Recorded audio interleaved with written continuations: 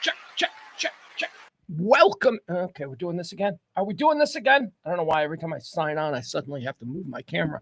Welcome into the Rant. I'm Pugs Moran. We do this every Monday through Friday, noonish sometimes. This week I think this is only the second day we've done the show at noon today, but typically we try to shoot for noon every day, Monday through Friday since 2021, live from the Kelly Moore Memorial Studios in the beautiful E Gallery in Dallas's Design District. Oh, welcome in one and all. We got Peter in the chat room. We've got Mikey D, Taronda. Sports Bras are in there, or at least one of them. CC. Never see Keith. I don't know. I have no requirements. CC's here. CC of the Sports Bras. We recorded a what we're calling Shock House Dallas episode 1. Just us fucking around. That's all. Did a lot of draft talk, guys. Ugh. Okay, first of all, welcome into talk radio the way it should be. Talk radio without all the political bullshit. I don't care how you voted. You shouldn't care how I voted. We just talk about the world. We talk about life. Again, my theory on the current state of society here in America is that 15% of people on the right, they're gone forever. Don't even waste your time with them. Same goes for about 15% on the left. There's about 30% of us here in this country, 15 on the right, 15 on the left, who are gone, who are nuts, who we just can't deal with because they're not fucking normal, okay? We're normal people. That leaves 70% of us, all different ideologies, all different partisans, affiliations, whatever. But when push comes to shove, we are the people who can do business together. We can work through our disagreements. And that's who this talk radio show is for. There's no other show in America like that than talk radio. They don't do it. It's all right-wing talk. Thanks, Cumulus. Cumulus is responsible for that. Cumulus and Westwood One. It's all right-wing talk.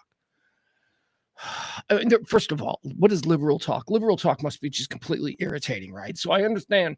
I totally get why that doesn't work. I get why liberal talk doesn't work. Because that's like, why are you being mean? Everything. But then the other side of it, right-wing talk is all just, those people suck and you should hate those people. We don't do that here. We do lifestyle talk. Kind of talk I've done since 1992, starting in Chicago, then carrying on here to Dallas. Then back to Chicago, and now I'm here in Dallas doing this every day, talk radio for normal people. Where'd my glasses go? Can't see anything without my glasses. Let's see who's in the chat room today. Let me see. Byron's here now. That's good. I like Byron. Byron's good. Leslie C is here. We need to mention this show does run on your gratuities for 3 years now. Tips, all that kind of stuff. Appreciate you.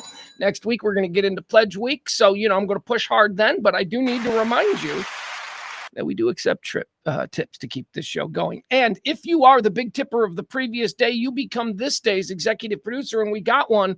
No stranger to this title, Tracy D. Thank you so much, Tracy. Tracy D is our executive producer today. That means if the show sucks, it's Tracy D's fault. There you go. That's all. But thank you so much, Tracy. You're awesome. If you want to be one of those people, an executive producer, all you got to do is drop a little something in the Venmo or the Cash App. I'll put that up there for you. There you go. All right, we got all this out of the way. Before we get into all the things that are happening in today's world, and we do this in 4 segments on this show, I start out with a little thing called Antecedently on This Day. We talk about the events that have helped shape this day, little pieces from history that I riff on. Quarter 2 is birthdays. You know what that is, people born on this day. Then comes deads, people who died on this day. I go through a list of people who passed away, and we decide, where did they go? Did they go to heaven, or did they go to hell? We sit in judgment. Quarter 4 is all the hot topics. Everything that we're supposed to be talking about. All the breaking news, lifestyle things, hot topics, trends, whatever that is. That's where we get into it in quarter 4. The show lasts about 2 hours and is performed by yours truly in a stream of consciousness style. What is that? That just means that I don't have anybody to talk to. That just means I got no breaks. I don't play music, no commercials. It's just whatever thought is in my head next, I say it and I go with it. And here we are. Now we've gotten all that out of the way. I got to tell you. Oh my God, you guys. I can't even think. My mind stopped working last night around midnight. It just stopped working. And I woke up this morning. I thought a good night's sleep would open my mind back up. It hasn't. It's still just completely locked in. I have NFL draft brain. I shouldn't know who like the fifth highest ranked quarterback is in this draft because my team's not even interested in a quarterback. Neither is my second team, the Cowboys. But here we are. I know too much. I've studied this draft too much. The NFL draft is tonight. It kicks off at 7 o'clock. Where are you going to watch it? ESPN? I don't know. Probably watch some people do it on YouTube. Barstool's probably doing something cool. I don't know. Do I have NFL Network? I always figure this out like on draft day because I like to switch back and forth between the NFL Network's coverage of the NFL draft and ESPN's. It's in Lambeau Field up there in Green Bay. So that's another fucking shitty thing about the draft today. I'm going to have to sit there and listen to people drone on about how gorgeous Green Bay is. Green Bay is all right. It's pretty. I'll give you that. But there ain't nothing to do in Green Bay. Hunting, fishing, snowmobiling, getting blind drunk, and eating cheese until your veins clog up. That's pretty much all you do in Green Bay. But I'll give you that it is pretty. So the draft tonight, 7 o'clock, Cowboys picking at number 10. My Bears picking it, Cowboys picking at number 12. My Bears picking at number 10. Is there a trade in the works? Might the Cowboys want? Not why. I wouldn't. I don't know what the Cowboys are going to do. Cowboys at 12. What do they need? Cowboys at 12. What do you need? Okay, well, certainly line help, right? Trenches. It's good draft for trenches. They need running backs. It's good draft for running backs. Cowboys should trade back. That's what I'm saying. Cowboys should trade back. You can get good offensive line, the bottom of the first, top of the second. Get another second. You ain't going to get anything really great at 12. So trade back. Get more picks. That's what I would say. Now, as for my Bears picking at number 10, there is a gross rumor. And I've been fighting it all morning. And I don't know that I want it or not. But apparently there was a deal in principle between the Chicago Bears at 10 and the Jacksonville Jaguars at, 5? I think they're at 5. Are they behind New England at 4? Whatever. There's apparently a trade for picks that is rumored, and it's being confirmed by a bunch of different Chicago Bear experts. And it has the Bears trading up to number 5 with Jacksonville. So it's a pick swap. So Bears get 5, Jacksonville gets 10. But then the Bears also give them their third this year in order to move up.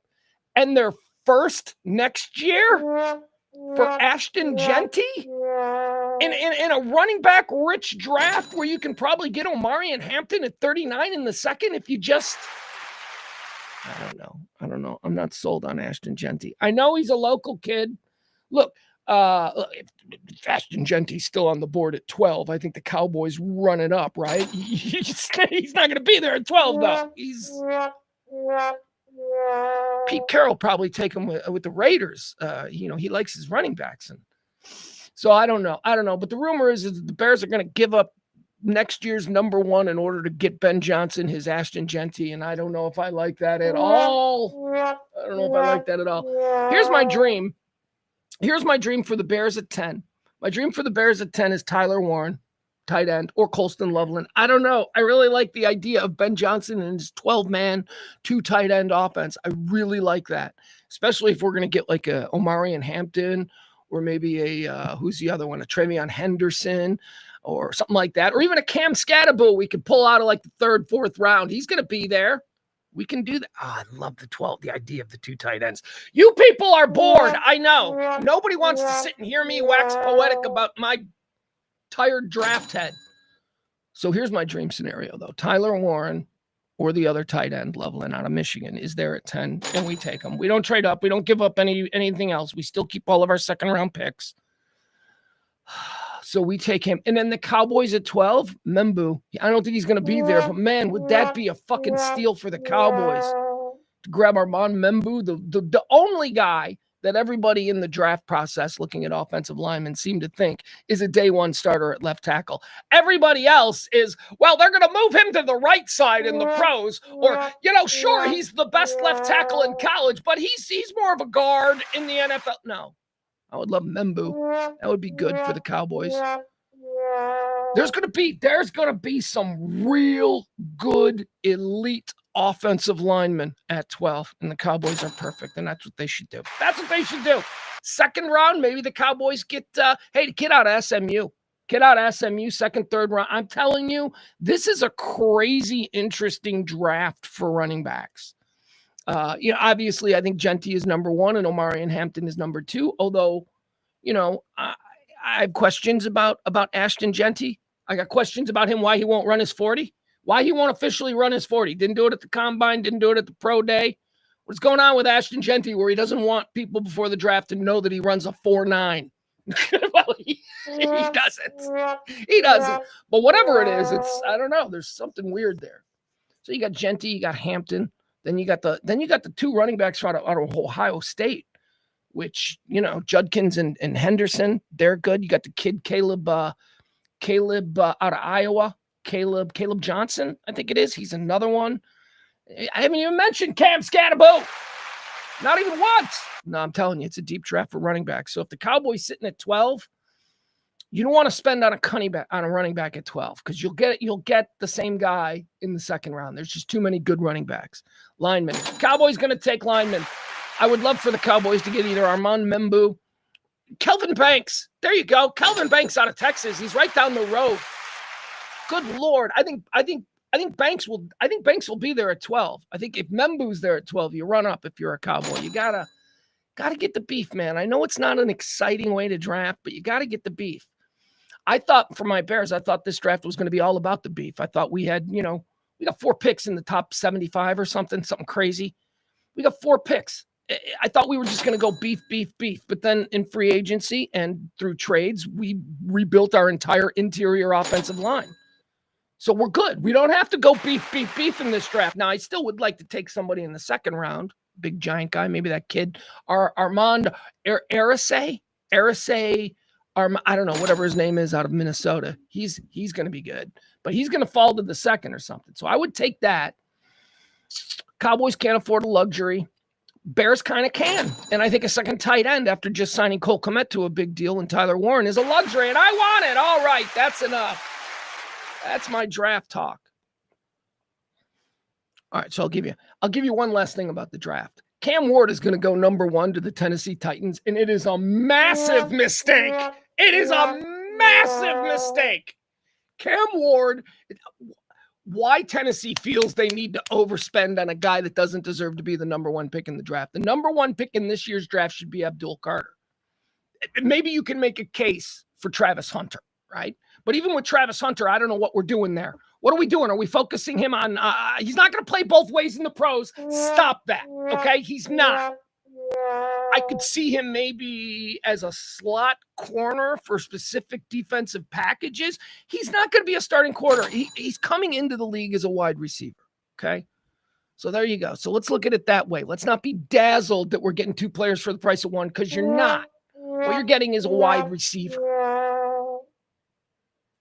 That should be where the Browns go. But how about this? How about the best player in the draft is Abdul Carter? He should go number 1, but he won't because Tennessee's going to take another quarterback who shouldn't even be in the top 10. Let me ask you this, football fans, about Cam Ward. Where would Cam Ward have gone if he came out last year? Do you think Cam Ward would have gone before Bo Nix? Because I don't. Because Bo Nix was the last quarterback taken in that historic run of quarterbacks that went last year. Let's go one more. The Trevor Lawrence draft. The Trevor Lawrence draft, which had, I think, Trevor Lawrence and Zach Wilson. And then the 49ers overpaid for Trey Lance. Justin Fields went number 11. Where would Cam Ward have gone in that draft? I am not sold on Cam Ward. I think this is a horrible quarterback draft. And I think that because it's a horrible quarterback draft, a mid-level quarterback is being elevated to the number 1 overall pick. And that is what fucking kills franchises for years. Man, if I'm the Tennessee Titans, I run for the hills. I get myself Abdul Carter. I bring in a killer defensive guy. And then you know what? I don't worry about next year because, at some point, this fucking Manning kid is going to come into the draft, and maybe, who knows? Maybe the Titans will be there again. As for the Browns picking at number 2, everybody's mocking Travis Hunter. Again, why Travis Hunter? You've got Myles Garrett. Could you imagine that defense that the Cleveland Browns could put together with Myles Garrett, a wily veteran, probably the best pure pass rusher in the league? Myles fucking Garrett, smart, wily vet, demands a double team. And then you're putting the hyper puppy Abdul Carter on the other side? Let's go, Cleveland. That's what they should do. But no, I think Cleveland's going to get dazzled by Travis Hunter, and they're going to get a guy who, honestly, and he's the number one ranked wide receiver on a number of draft lists. Yeah, Ted McMillan is second. Kid from Texas, Golden, is up there too. But almost all of them have Travis Hunter as the number one wide receiver. Most cornerback lists also have Travis Hunter as the number one corner. It's a bad year for cornerbacks and wide receivers. And I think the Cleveland Browns are going to overpay. They're going to buy into the Heisman Trophy winner, Travis Hunter, because he did something truly incredible last year at Colorado. But again, I'll point out, Colorado wasn't that good. All right? Colorado wasn't great. Travis Hunter did what he did on a team that probably needed him to play both positions. The best players in the draft are as follows. Are you ready? Okay, here you go. Best players in this draft. Here you go. Number one. Here's my power list. These should be the top 5.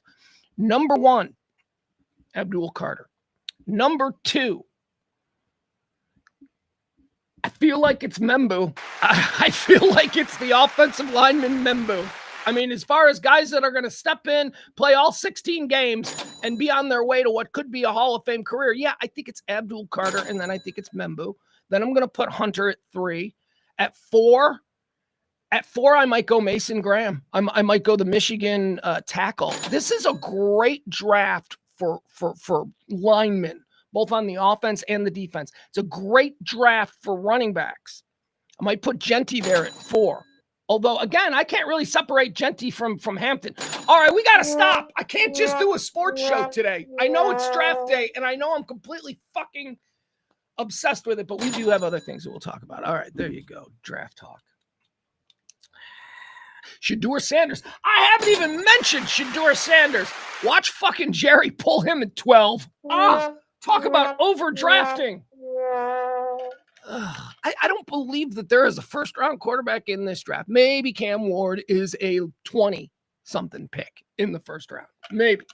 Because, you always take a quarterback in the first round. But I don't know. I think somebody's going to way overpay for Cam Ward, and I think somebody is also going to overpay for Shedeur Sanders. I think that might be the Cowboys at 12. Oh, do I have that little faith in Jerry Jones?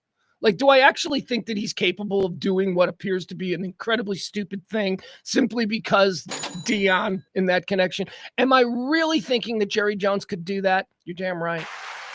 That dude is a fucking wild card. He is the worst. Oh. Meanwhile, I got my guy, Ryan Poles, who I actually think is good and who I trust as a wheeler dealer because he inherited a team with 0 first-round draft picks, and he has been nothing but lousy with draft picks in the past 3 years. So I've trusted my guy, although he's making me nervous, this trading up. I'm going to trade next year's number 1 for Abdul Carter at number 5, or Ashton Genty at number 5, or Abdul Carter be worth it. Trade all the way up. Trade all the way up to number 1, Ryan.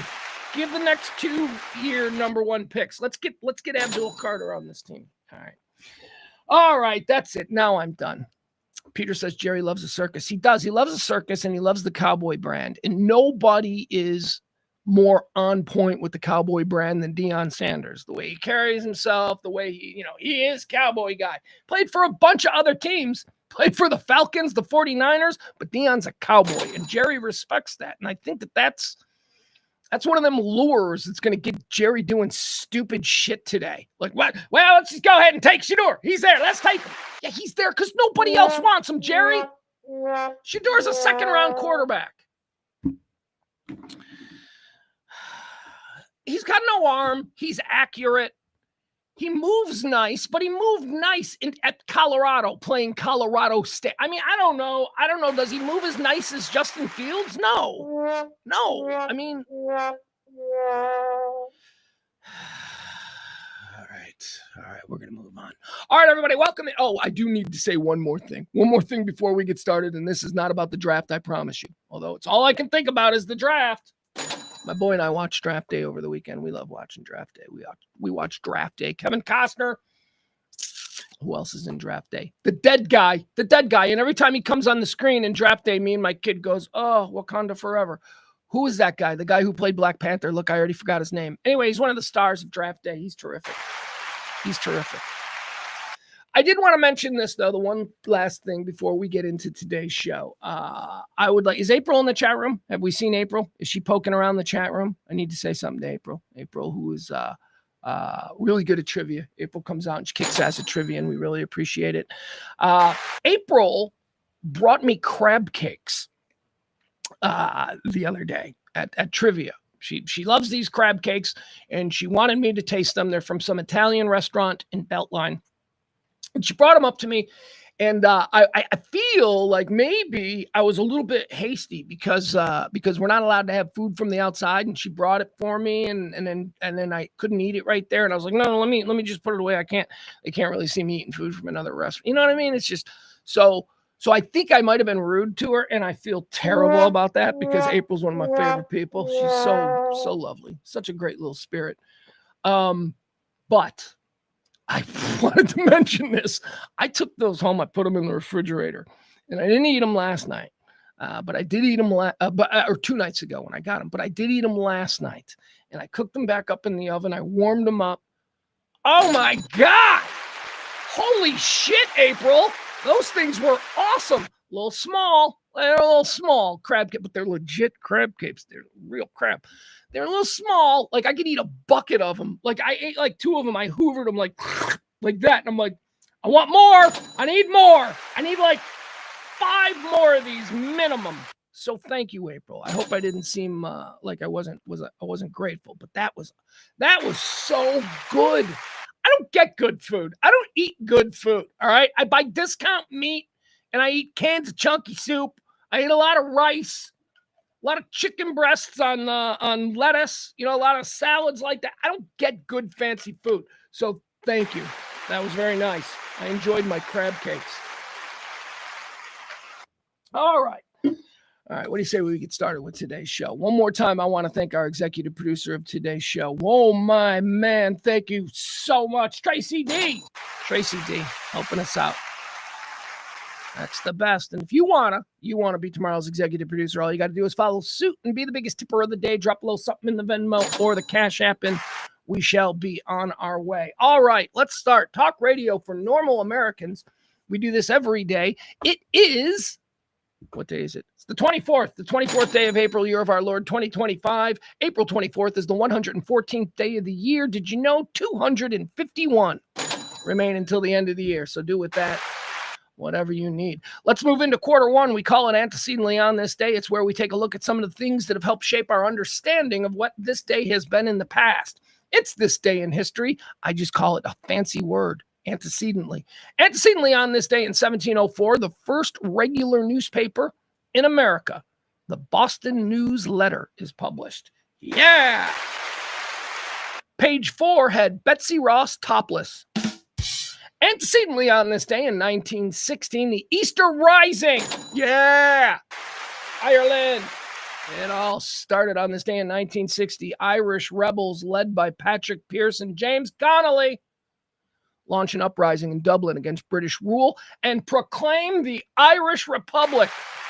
I mean, it went on for a while. They didn't give up too easy. They did give up, though. The Brits finally gave up. Made it a little too rough on them. Made it a politically untenable situation for them back in Parliament. And we won. That's how we won. We won by being what might be considered today terrorists, blowing up police cars and assassinating detectives on the street. The insurgency, the Irish insurgency, is what won them their freedom. Some call them terrorists. I call them heroes. All right. It's all about perspective. Antecedently on this day in 1933, Nazi Germany began its persecution of Jehovah's Witnesses by shutting down the Watchtower Society. This is interesting, 33. So I don't know how far along they were in their plan, with the Jews and stuff, but it just, goes to show wasn't just Jews. That came out weird. Wasn't just like I'm trying to say, oh, you Jews and all you're complaining. That is not what I'm saying. That is not what I'm saying. What I'm saying is that the Nazis' horror, the Nazi Holocaust, it did concern other groups of people other than Jews. Jehovah's Witnesses, right here in 1933, they started to persecute Jehovah's Witnesses. You didn't want to be a gypsy. The gypsies were the first to go. Gypsies, the Nazis rounded up the gypsies, then they rounded up the gays, then they started with the Jews. They did everything. They didn't like anybody. They did not like anybody. Retarded people. You know how many retarded people in Germany were killed because they were deemed deficient?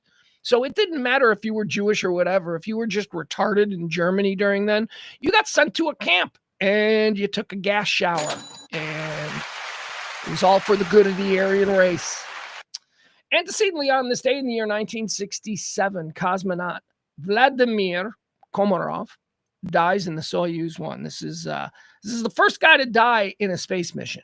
So people don't. I don't know if we realize this. People do not die often in space. We've had a lot of people go up in space. People typically don't die during a mission.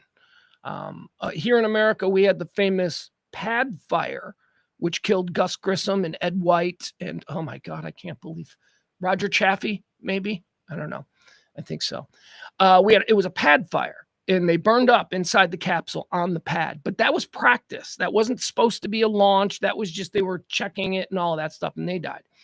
Of course, we had the Challenger, right? The Challenger and the Columbia, both of those. We had those. But before that, like back in the 60s, as they said, Gene Cernan, was it Gene Kranz, as Gene Kranz said in Apollo 13. We've never lost an American in space, and we're not going to start. Now that didn't happen. That didn't happen. Didn't happen until the Challenger or the Columbia, whichever one went up first. Whichever, I think it was the Challenger in 86. Yeah, that was it. But before that, here we go. On this day in 1967, cosmonaut Vladimir Komarov dies aboard the Soyuz 1 when its parachute failed to open. Oh, God.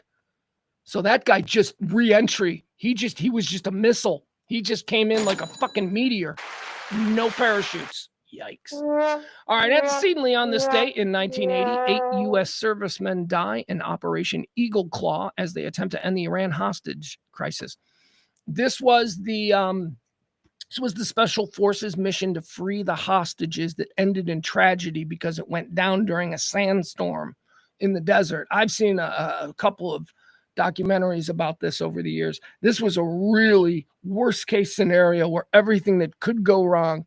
I mean, when you talk about our Special Forces guys, man, they train for just about every fucking scenario. And it just so happened that on this day in 1980, during Operation Eagle Claw, everything bad that could have the perfect storm occurred. Real tragedy.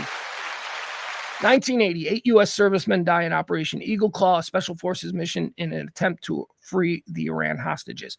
Antecedently on this day in 2005, Cardinal Joseph Ratzinger is inaugurated as the 265th Pope of the Catholic Church, taking the name Pope Benedict the 15th, 16th. Pope Benedict the 16th. This is the dude that retired. This is the guy. He was Pope Emeritus. It was like the first time in like 900 years or some shit. Like this had happened where we got a new Pope, even though the old Pope was still alive. He just lived in like a garden apartment above the garage in the Vatican until he died. And then he died a couple years ago. Now, I have this question. So Pope Frank just died. Pope Francis just passed away. He's lying in state, I guess they call it. The election of a new pope, excuse me, is any, it's going to start any day now. I think maybe it's already started. But if Pope Benedict, the guy who became Pope on this day in 2005 and then would retire, if Pope Benedict was still alive when Pope Frank died, right? Are you following me? does he become Pope again if he wants it? Or like, is there like a moment there in the, I don't know. I don't care. Nobody cares. Move on, Pugs. What are you doing? On this day in 2011, WikiLeaks starts publishing the Guantanamo Bay files. WikiLeaks. Remember when that was a thing we all had opinions on, and now we have absolutely no idea where we stand on that issue. WikiLeaks on this day in 2011. We don't know where we stand on WikiLeaks. We did in the moment when it first happened. We were all like saying whatever the guy on the radio we were listening to was saying. But now that narrative has changed so much over the years. We have no idea. Was that good or bad? Was WikiLeaks good for America or bad for him? I don't know. I'm confused. I've learned nothing in the years since. All right, let's do birthdays. They say it's their birthday. These are people celebrating today. Some of them are dead. Oh my God. All right, let's do this. Let's get started right out of the box. We got 3 ladies. We're going to play Kiss, Marry, Kick. That's my version of Fuck, Marry, Kill, which I think is a little vulgar, a little bit hard. Coming a little hot with that. Kiss, Marry, Kick is the same rules as Fuck, Marry, Kill. Kiss, Marry, Kick is one of these women I'm going to make out hard with. We're going to hook up and all that entails, all right? You know what I mean? I'm a player, man. I'm going to go for it. So that's what Kiss means. Hooking up, one night stand. Marry, you know what that means. This is one we're going to marry. And then Kick. Kick takes the place of kill. Kick. We're going to kick him to the curb. Get out of here. I don't want to see you again. You did not make the cut, young lady. Okay, so that's it. Those are the rules for Kiss, Marry, Kick. The first contestant on today's edition of Kiss, Marry, Kick comes to us in the form of a little pixie lady. She was very popular with the Rat Pack. She would go on in her older age to be a very, very well-respected actress and a bit of a weirdo. Born on this day, our first, Shirley MacLaine, ladies and gentlemen. Shirley MacLaine is our first contestant in Kiss, Marry, Kick. Shirley MacLaine, born in 1934. She's the older sister of Warren Beatty. I never see that. Whenever I look at Shirley MacLaine, I never see Warren Beatty. They don't even look remotely alike. There she is. She had a weird haircut at a time when that haircut was not considered normal.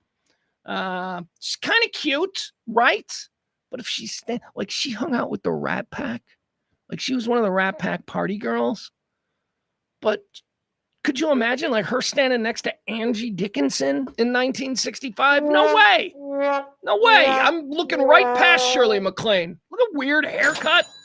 Kind of cute. She's kind of cute, right? She's cute in a pixie kind of way. Yeah. Yeah. All right, there you have it. Shirley MacLaine, born on this day in 1936. She's our first contestant in today's edition of Kiss, Marry, Kick. All right, here we go. Let's go with this one. Number 2, born on this day. Also, 1930. This is 1936. Shirley MacLaine was 1934. 1934 for Shirley MacLaine. All right. What the fudge? Hold on. There we go. All right. So this lady born in 1936. Here's our second contestant in Kiss, Marry, Kick, 1936. Ladies and gentlemen, actress Jill Ireland. Now, Jill Ireland was a smoke show, as you can see right here. She was Charles Bronson's lady. She was Charles Bronson's lady in the 70s when that meant something.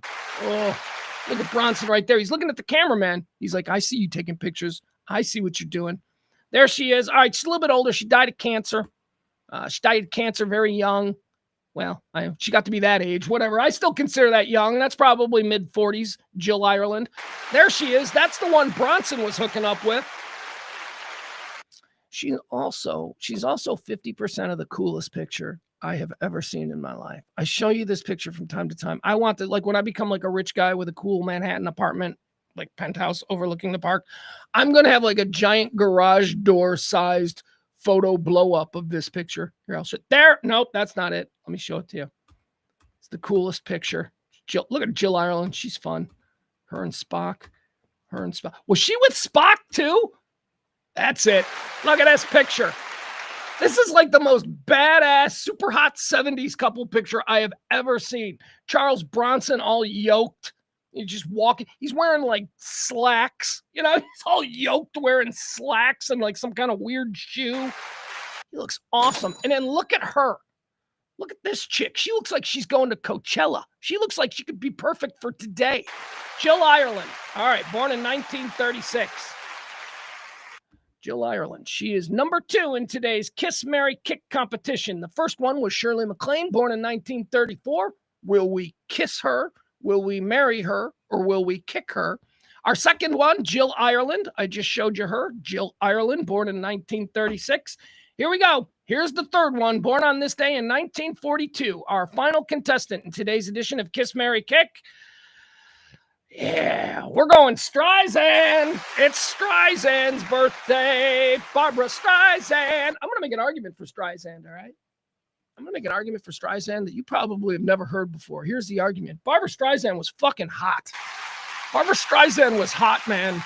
Now, unconventional beauty is a thing. I mean, I also think that Meryl Streep was hot. You ever seen Meryl Streep in the 70s? She's a good-looking woman. Unconventionally hot, though. Like, Streisand's got the nose. But look at the rack. Look at her. Streisand had a killer body. She had style. Let's go through some pictures here. All right, some young Streisand. Again, with the boobs. And the nose, look, the nose is fine because it's attached to Streisand, and there's a lot that comes with that. Look at that. That's young What's Up Doc era Streisand. She's hot, man. She's a hot chick. You guys ever seen What's Up Doc? You guys ever seen that movie? It's a Peter Bogdanovich movie. It's Barbra Streisand and Ryan O'Neal. That movie's fucking great. It's hysterical. Actually, I need to watch it. I haven't seen it in like 50 years. Seriously, I used to watch it when I was a kid. I love that movie when I was a kid. Maybe it sucks. I don't know. My point is this. She's intoxicating in it. Barbra Streisand is intoxicating in What's Up, Doc. All right, now she's getting a little weird there. Look, Barbra Streisand, I'll put it to you this way. She's good enough for James Brolin. James Brolin was getting all kinds of like he's Josh Brolin's dad. James Brolin was getting all kinds of world-class tail. And you know what? He walked away from all of it because of Barbra Streisand. So there you have it. Those are our 3 contestants in today's Kiss, Marry, Kick. Now I got to decide which one, Shirley MacLaine, Jill Ireland, or Barbra Streisand, I'm going to kiss, have a one-night stand with, marry, spend the rest of my life with, and then just kick to the curb. Okay, let's go. This is easy. We're starting from the very beginning. See you, Shirley MacLaine. I got no use for her. Shirley MacLaine, right out of the box. It wasn't even that hard. She's getting kicked to the curb. But this brings an interesting conundrum, right? Not really. It's kind of easy. I am marrying Barbra Streisand. I am marrying Barbra Streisand. Again, I'll go back to what I said before. Good enough for James Brolin. Good enough for me. Do you know how much money Barbra Streisand has? I told you many times that I would love to be a house husband. I would love to be the husband of like a surgeon, and like I'm her writer husband, and I'm just perpetually working on my novel. That is, I think I could do that job, right? And I think I could do that job with Barbra Streisand. Could you imagine the lifestyle being with Barbra Streisand? Again, I say, good enough for James Brolin, good enough for me. And you better believe it, I'm going to hook up hard with like 1974 Jill Ireland. Me and Jill Ireland, one night stand. We're hooking up hard. Don't want to marry her because I know she's going to die. She's got cancer. Is that terrible? It's not terrible. It's factual. She died in like 1980. I wouldn't be married to her for very long. All right, Shirley MacLaine, she gets kicked to the curb. Barbra Streisand, she gets married. And Jill Ireland and I, we hook up. It's going to do it for Kiss, Marry, Kill for today. Let's move on to more birthdays. People celebrating birthdays today. Let's see here. Born on this day in 1953, Eric Bogosian. I like Eric Bogosian. I don't know that he's done a whole lot of stuff. I know him, talk radio. He's a play guy. He does plays in New York and all that stuff. Talk radio, you ever seen that movie? Eric Bogosian plays Barry Champlain. Transformative movie for me. One of my favorite movies of all time. I saw that at the perfect time in my life. Unfortunately, it's about a shit-talking talk show host who gets gunned down and killed. That didn't dissuade me, though. I was like, that wouldn't happen to me. Talk Radio was a one-act play written by Eric Bogosian in the mid 1980s, I think. And it became a big hit off Broadway. And it was optioned by Oliver Stone and turned into a movie. And Eric Bogosian played the lead role. It's a true story, though. It is, it's a loosely based true story. The story of Barry Champlain in the movie Talk Radio is based on the story of Alan Berg. Alan Berg, who was a disc jockey, a talk show host on KOA in Denver, who was murdered by the Order. I don't know if you know what the Order is. The Order was a white supremacist organization from like Idaho or something. Anyway, Eric Bogosian, he's one of my favorites. Every time he shows up in something, I'm like, Eric Bogosian. And it's not that he doesn't work. He's worked consistently. He's got a whole bunch of Tony Award. He's a Broadway guy. He's an actor, you know? But when he pops up in TV or a movie, I'm always like, Bogosian! I love me some Bogosian. There you go. Eric Bogosian, born on this day in 1953. Born on this day in 1954, Jack Blades. Rock star. Damn Yankees. Jack Blades. Before that, Night Ranger. Sister Christian. That's Jack Blades. Born on this day in 1954. Born on this day in 1964, Cedric the Entertainer. I hate the name. I've always hated the name. I think the name is bad. But whatever, it's worked for him. Born on this day in 1982. One of my favorite people on this planet who I only met once, but I'm telling you, in this like little 2-3 minute interaction, I just decided this is a princess. Happy birthday, Dallas-Fort Worth zone. Kelly Clarkson. Kelly Clarkson, born on this day in 1982. Ran into Kelly Clarkson at a grocery store. We were doing a live remote radio show from a grocery store, and somewhere out in, I don't know, mid-cities or something, Arlington, somewhere out in that area, and Mansfield maybe, I don't know. So we're doing this grocery store thing live remote, and one of our producers or interns at the time comes up to us and says, hey, not for nothing, but Kelly Clarkson just walked in and she's doing her shopping. So we're like, oh, we've got to get Kelly Clarkson on the show. This seems too perfect. Let's start interviewing random shoppers. And, that's what we were trying to do. She didn't want to go on. She knew what was going on. She stayed away. But I got to go up to her and I said, look, I'm sorry. I hope we didn't bother you. She was so fucking sweet. She was so nice. Anyway, Kelly Clarkson, happy birthday. She just struck. Hey, man, I'm a good judge of character. I can meet someone for a couple of minutes and I can tell you whether or not they're a piece of shit or not. Kelly Clarkson was not a piece of shit. She was a sweet, decent person, kind person. Happy birthday, Kelly Clarkson, born on this day in 1982, born on this day in 1992. Here's another dude I like. This is a new dude that I like. I first saw him in The Boys. He plays Huey in The Boys. It's happy birthday to Jack Quaid, born on this day in 1992. Yeah, he's a Nepo baby. Are we supposed to, what's the deal? What's the deal with Nepo babies? Are we supposed to just not like Hollywood Nepo babies? Or is it just simply we have to point it out that they're Nepo babies? Because I don't know. I'm going to point it out. Jack Quaid. Jack Blade also celebrating a birthday. Jack Quaid is a Nepo baby, and I love him. I don't care. Hollywood is a company town. It's a factory town. The people who live there tend to follow in the footsteps of their, so I don't really have this. They're only famous because, well, that's part of it. I mean, yeah, it was easier for them to become famous because of people that their parents know, meetings that they can get, certainly much easier than somebody who buys a bus ticket in Iowa with big dreams. But whatever. Jack Quaid is great. Jack Quaid as Huey is great. Jack Quaid his new movie was Novocaine, where he's actually a leading man, where he's starring in the film Novocaine. Jack Quaid is great. He is a comer. Pay attention. Jack Quaid is going to be around forever. Oh, and by the way, his parent Nepo baby, right? I didn't even mention. His dad is Dennis Quaid, and his mom is Meg Ryan. Who's got a problem with that? Who's got a problem? Who doesn't want more Meg Ryan? That's what I say. We don't have real Meg Ryan anymore because she had a string of bad plastic surgeries and now is apparently afraid to come out in public. But we got Jack Quaid. I'll take it.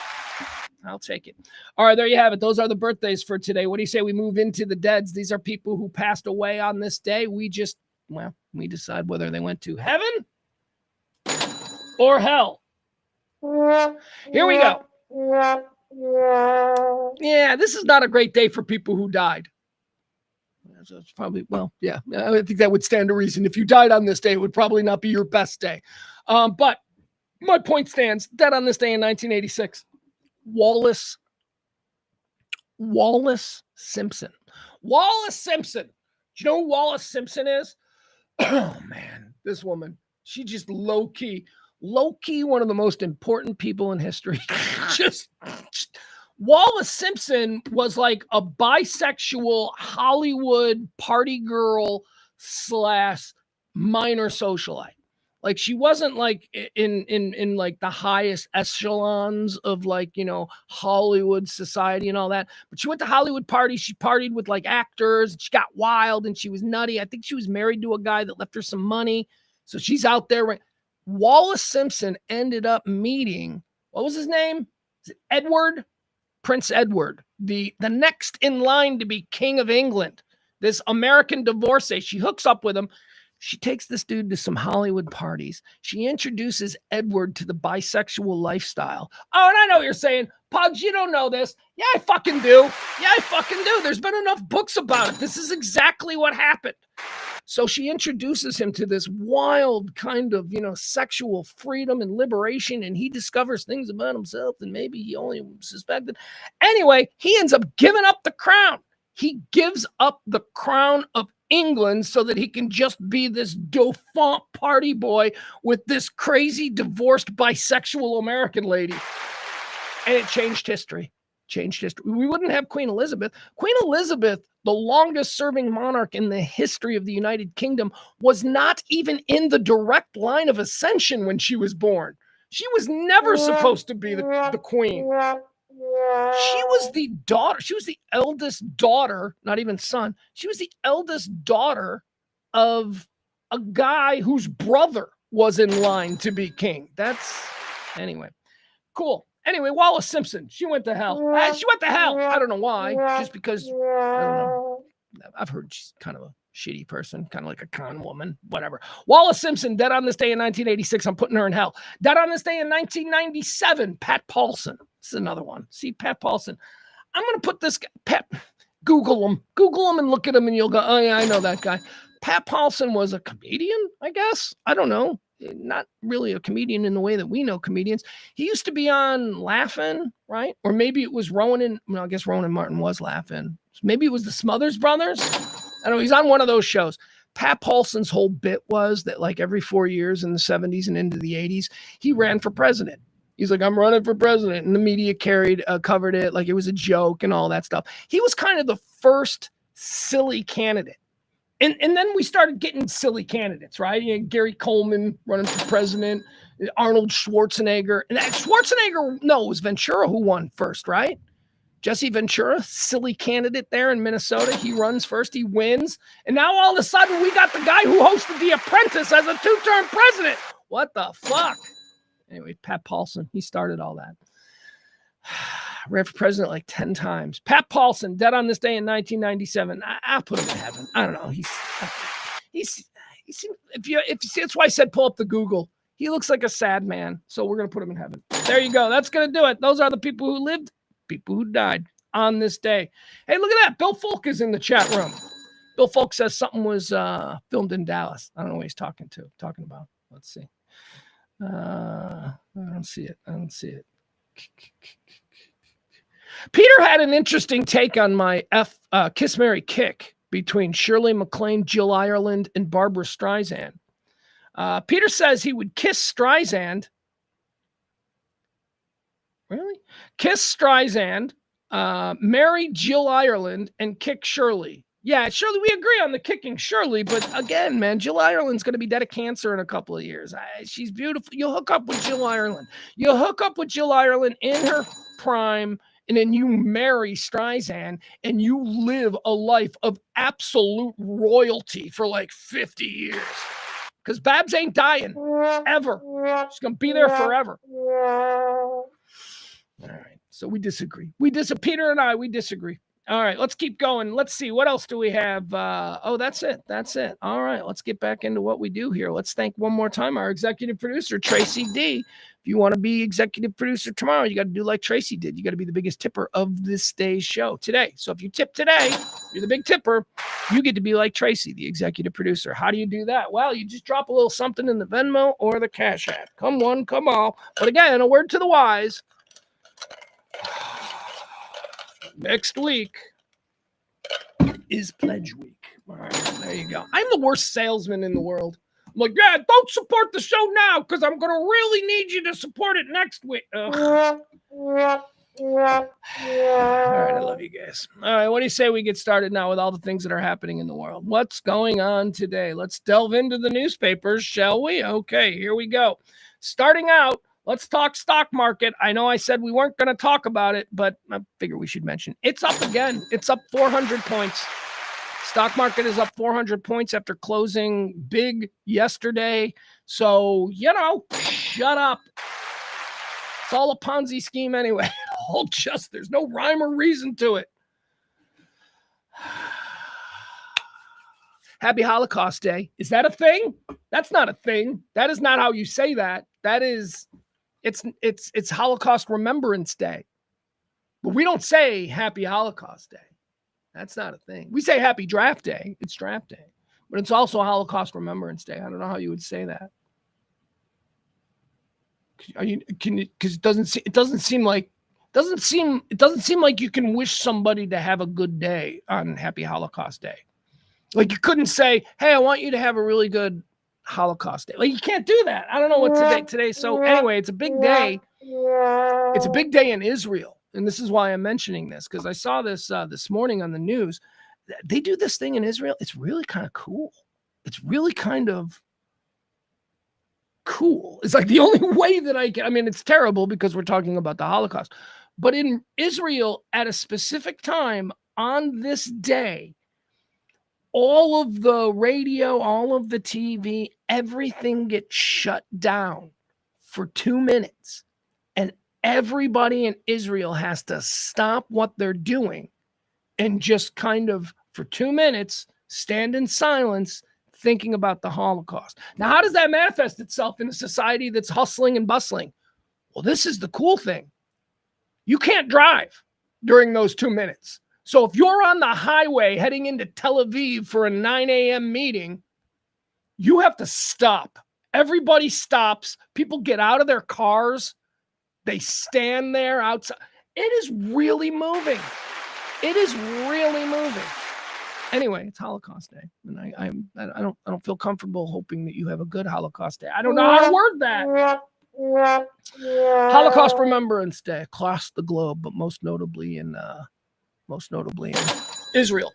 Let's see here. Oh, the New Jersey fires. So we haven't really been covering it, but it's been going on all week. There's some crazy fires that are burning throughout the Pine Barrens in New Jersey. If you're familiar with The Sopranos, you know about the Pine Barrens. That's where Paulie Walnuts and Christopher got stuck out in the middle of the woods in the wintertime chasing a crazy Russian special forces guy barefoot in the snow.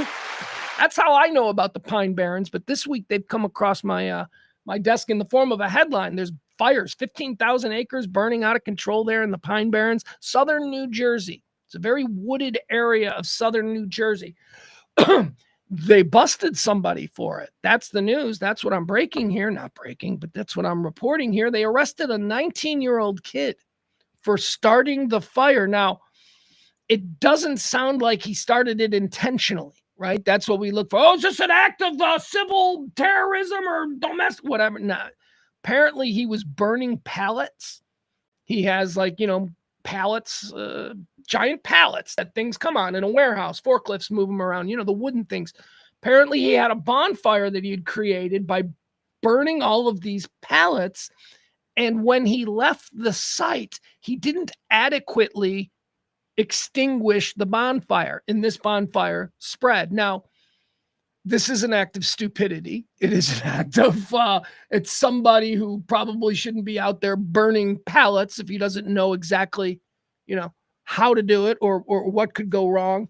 But it's not like, to me, he's not a bad person. He's just a dummy who went out and did something stupid. And like a bad person is a guy who goes, I hate this country and I want to burn the woods down. And he does it intentionally, right? We've seen that. The California fires. A lot of people were saying that those were being started intentionally. That's not the case here in New Jersey. This just seems like a regular dude who's a fucking working man who's kind of stupid. And he did something that caused, I don't know. I mean, yes, he should be blamed. Yes, he must be punished. But I don't know. Do you put someone in jail for this? I don't think you put someone in jail for this. Maybe you ruin their credit. But I don't know if you fucking put someone in jail. A 19-year-old, no less. He's a dumb 19-year-old. A 19-year-old man has been arrested on suspicion of starting a massive New Jersey wildfire that has consumed at least 15,000 acres and continues to burn. In a statement released Thursday morning, New Jersey officials, including Ocean County prosecutors, announced the arrest of Joseph Kling of Wartown, New Jersey, on charges of aggravated arson and arson in connection with the wildfire. Kling was arrested after investigators determined the fire to be incendiary by an improperly extinguished bonfire. So again, I mean, even the police themselves, they know it wasn't on purpose, but there has to be consequences for even mistakes. There has to be consequences for people having unbridled confidence in their abilities to do things that then end up going squirrely and fucking up a whole bunch of other things for other people. There must be consequences for that. But again, different boxes. I put these things. This is not like the guy they're saying existed in California who was intentionally starting palm trees on fire. This is not that guy. Kling was arrested after investigators determined that the fire was improperly extinguished through a bonfire. In criminal complaint filed in the case, authorities alleged that Kling did purposely start the fire with the purpose of destroying or damaging pallets, blah, blah, blah. He did this by specifically lighting a bonfire off Jones Road and leaving it unattended, causing the wildfire. The complaint goes on to accuse Kling of recklessly placing a building or structure in danger of damage or destruction. That charge comes because there was a building nearby. Man. Anyway, 19-year-old kid. Yeah, it's still burning. So I'm watching right now, looking at the news right now. They're showing a whole bunch of New Jersey on fire because some 19-year-old kid was probably... Somebody's dad probably said, "Get rid of these goddamn pallets. I told you I need them gone by the weekend," or whatever. And this dumb kid threw them in the back of a pickup truck and went, "I'll just burn them." I have a friend, and it's either Ed Fredette or Jim Evenson. I always put this on Jim Evenson because Jim Evenson would go on to murder his mother. So I just, everything bad that happened when we were kids that I'm a little cloudy on, I always put it on Jim Evenson. Jim Evenson started a cornfield on fire once. And it wasn't like, let me see if I can start a fire. No, I'm pretty sure that it was, let's see if we can burn down this cornfield. I think it was intentional. Oh man, there was like 10 fire trucks. I mean, this entire cornfield just went up in flames. Like just flame smoke everywhere. It was a big deal. You know what happened to Jim Evenson? Or Ed Fredette, but I think it was Jim Evenson. You know what happened to Jim Evenson? Nothing. Nothing. Nobody ever even asked who started it. You know? One quick canvassing of all of us kids on our dirt bikes watching the firemen put the fire. One quick canvassing would have returned the name Jim Evenson or Ed Fredette. He hadn't killed his mom yet, so it might have been Ed Fredette. I don't know. But nobody ever even asked. Nobody was like, hey, any of you kids know who started this cornfield on fire? We just said. We had respect for cops. All our friends' dads were cops. We would have told them. All right. That's New Jersey fires. All right, let's move in now to a little bit of a story that we covered yesterday before all hell broke loose. Remember yesterday when first the Zoom box went down, and then when I was rebooting the Zoom box, I did something to my computer that accidentally decided that my computer wanted to update. So it shut down and started updating. At that point, that's how yesterday's show ended. I was just like, fuck it. I can't do this. But we had done 2 hours, so it was kind of a full show. Anyway, we had just talked about the Shannon Sharpe story. Shannon Sharpe is, of course, NFL. Sure, let's put him in the Hall of Fame. Is he in the Hall of Fame? I probably should be. Whatever. Shannon Sharpe. He is an influencer. He is the host of the very popular podcast Club Shay Shay. He's under contract to ESPN to do all kinds of, hot take stuff. He's also a bit of let's just say it. He likes sex. He likes sex a lot. He was caught a couple of months ago. He accidentally live streamed him having sex with somebody on a bed during like an afternoon delight session. He had no idea it was streaming. That was embarrassing. And now comes news. He's being sued for $50 million in civil court by some, young girl who's, looking for a sugar daddy and all that kind of stuff. The other day, Tony Busby, the attorney for this woman, Gabby Zuniga, I'm going to put her name out there because her name is out there. Shannon Sharp's people are putting her name out there. The New York Post is putting her name out there. Her name is Gabby Zuniga. All the other news, they're happy to put Shannon Sharp's out there and tell you in detail all the things that people think he did. Shannon Sharp. And then when they refer to her, it's Jane Doe. Jane Doe is allowed to say whatever she wants about anybody. Man, I'm telling you, I've been consistent on this for 20 years. Nobody's names should be released. Nobody's. It is unbelievably absurd that an innocent person, because you are innocent until proven guilty in this country, sorry, that's still the rule of the land, anybody who is accused of something is considered innocent. So when that person's name gets devalued, their brand, because they're a celebrity and the other person isn't, there is a real cost paid to simply being accused of something in a country where you are innocent until proven guilty. So why the fuck they think it's okay to put the name of the people who are accused, but somehow protect the person who's... I agree. I think victims should be afforded anonymity. So let's keep the victims Jane Does or John Q. Publics or whatever we're going to call them. Let's keep it that. But we also have to stop reporting the names of the celebrities. Oh, and I know the media doesn't like that because that's how they sell them papers. But fuck it, man. This is bullshit. This is absolute bullshit. Okay, so Gabby Zuniga's team, led by Tony Busby, one of the most despicable attorneys in America, they released some audio tape yesterday, and we listened to it, and it's highly edited. You can tell just from listening to it that it's highly edited. I'm not saying that he didn't say what he said. I'm just saying that it's not the full context of what was going on in this relationship. It's just a little piece where Shannon Sharp can be heard saying, "When I see you, I'm going to choke you." And that sounds really bad in a vacuum without the context of now everything that we know, which is that they were in an extremely kinky, fetish-based BDSM relationship where in that context, him saying to her on the phone, "I'm going to choke you when I see you," doesn't play as nefarious as maybe, a Ray Lewis, not Ray Lewis, who was the other guy? Ray, who's the running back who beat up his girlfriend in the elevator? Anyway, it doesn't play as awful when you have the context that they are in an established BDSM relationship. You might even think that that was considered playful or foreplay, him threatening to choke somebody who we now know, because his side is now releasing things. Shannon Sharp, and we're going to look at some of these. Shannon Sharp's people are now releasing all kinds of text messages from her to him where she is begging for that kind of thing. So please don't get all twisted about listening to a 30-second edited clip out of context about a relationship that you know nothing about. This girl is not some victim who's scared for her life from this big scary man. This woman, time and time again, asked for this kind of thing, begged for it. Please, daddy. I mean, come on, man. Come on.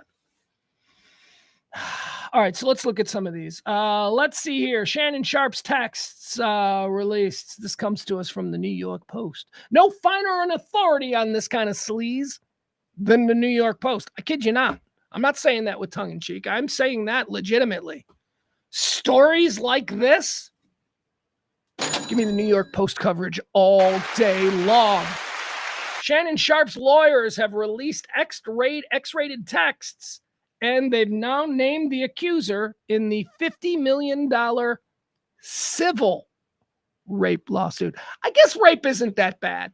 I guess that's what I'm taking from this. That sometimes rape is just a civil thing. It's not always illegal. It's not always something that, the person who does the raping needs to pay a price for. No, sometimes it's just civil. Sometimes rape is okay. Alleged text messages between Shannon Sharpe and the woman accusing him of rape reveal X-rated missives that she sent the NFL legend leading up to her bombshell $50 million lawsuit. The sexually explicit messages blasted out by Sharpe's legal team include the accuser allegedly telling the former Bronco she wants him to, quote, put a dog collar around my neck, tie me up, and do all the bad things to me. Here's one text. As the ESPN personality's defense lawyer named the plaintiff, who was only identified as Jane Doe in legal papers. The new trove of purported messages clearly indicate the nature of their relationship was very consensual and extremely sexual in nature, and in many cases initiated by her with specific and graphic requests. I mean, come on, man. This is a cash grab by a girl who got dumped. She can't believe her sugar daddy is hooking up with other people. This is a cash grab. The civil legal action was filed in Nevada State Court and claims that the Hall of Famer, there you go, she's in the Hall of Fame, committed sexual assault against the accuser near the end of 2024.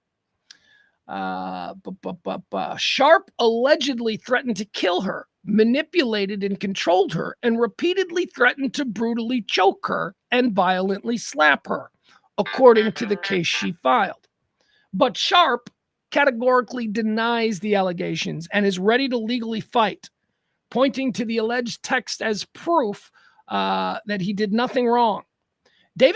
Lanny Davis, that's the attorney for Sharpe, Lanny Davis, another shark, Hillary Clinton's guy. Lanny Davis said Sharpe and the accuser had consensual sex until January 2nd, 2025. The New Year's. So they go out on New Year's? Did they go? Was that it? Was that the last time? When was the last time you guys hooked up? New Year's Eve? Right, I guess that's how we got to that date. They had consensual sex until January 2nd, 2025, the day after she allegedly asked for $25,000 per cheek in a message. Oh yeah, that's another thing. So here's another text. She sent him a picture of her ass. Okay, this is the victim. This is the sad girl who was frightened for her life. And boy, the big scary black guy. Oh my God. Here's the text she sent him. She said, I know you miss my big juicy ass.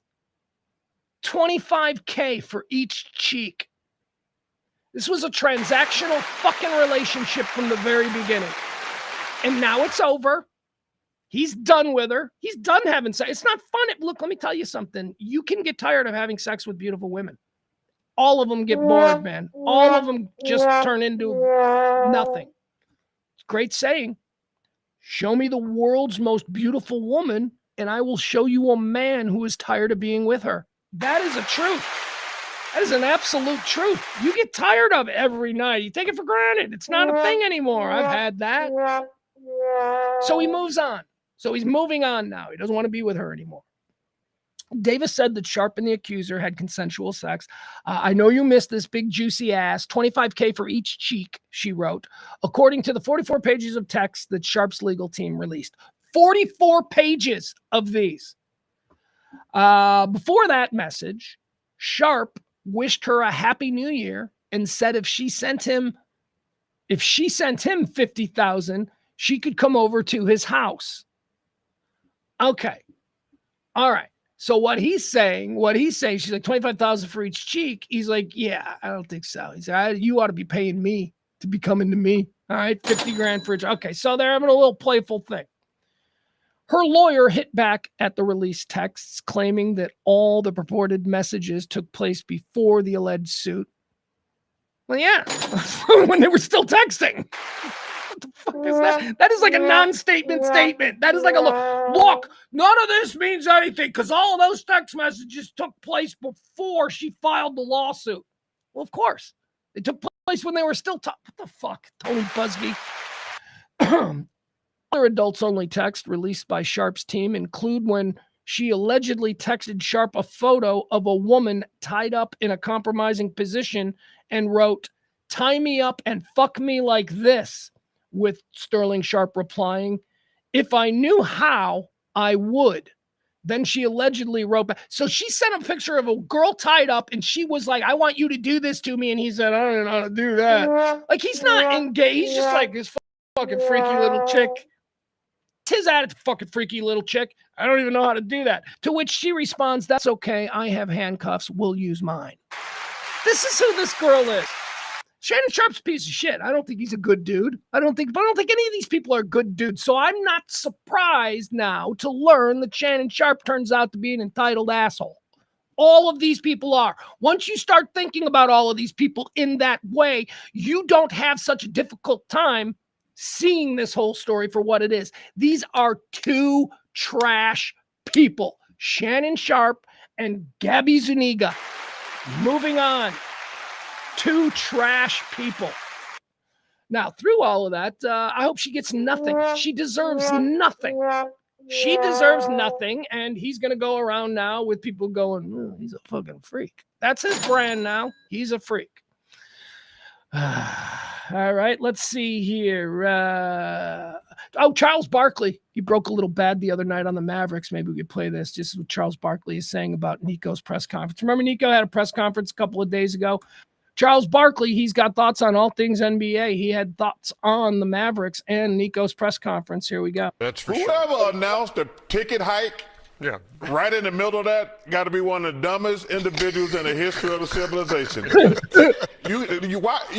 You drop that. Everybody know in sports or entertainment, you drop it at 5 o'clock, 4:59 on Friday, so it can particulate during the weekend and nobody talks about it. You don't drop that right in the middle of the Luka Doncic trade. You raising ticket prices. Yeah. That's just stupid. Okay, we've. There you go. Just stupid. The nerve. All right, let's go into the chat room. Adam's got some questions. I don't know if Adam's trying to fight with me or if he's just got regular, legitimate questions.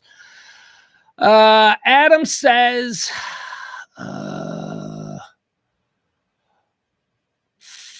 here we go. Adam says concerning the Shannon Sharp story, he says, what I don't get is why does he feel he needs to pay for sex if he's so hot and confident? Well, that's just he doesn't pay for sex. He's got a lot of fucking money and he lives big, and the girls in his wake, yeah, he'll pay. I mean, look, when you say the way Adam is phrasing it, pay for sex, it makes it sound like a straight up, fat, unfuckable banker with a lot of money who stays at the Four Seasons and gets some call girl coming. That's not what he does. He pays chicks money for shit because he likes fucking young chicks and he understands that, a lot of them can't make rent. I don't know that he's like paying for money. Like, I don't know if he's paying her. All right. That was the first thing that he said. He says, do I really believe she walked away from 10 million? So according to Lanny Davis, who is the attorney for Sterling Sharp, before this became public, there had been months of negotiations. So if we believe that this thing stopped, the relationship stopped on January 2nd, 2025, as is being reported. So we have to imagine that probably there started to be conversations between lawyers in February. So it's been a couple of months of negotiations between Tony Busby and Lanny Davis. Excuse me. According to Shannon Sharp's people, Tony Busby threatened to release the audio tapes that we heard a couple of days ago. In order to not have those audio tapes released, Shannon Sharp's legal team, led by Lanny Davis, offered, supposedly, although I believe it, $10 million to Tony Busby and her to walk away. Tony Busby said no, that's not enough. Now, Adam asks, do I really believe she walked away from 10 million? Well, I don't understand why you would have a problem with that. That's it. Tony Busby walked away from 10 million. Tony Busby is doing this whole thing on contingency. Like, you get that, right? You understand that she's not paying him. Tony Busby is in this because Tony Busby is convinced that there is a much larger payday at the end of it than 10 million. So, I mean, I don't understand why you don't believe she watched. Of course she walked away from it. Busby thinks there's 50 million on the table. Busby thinks that with this stuff and the damage that he can do to Sharp's brand moving forward by releasing more and more of this stuff, he thinks he can get more than 10 million.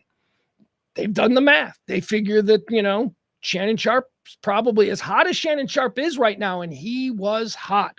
Club Shay Shay was very hot in the podcast world. That's a lot of money right now. People are overpaying for that shit.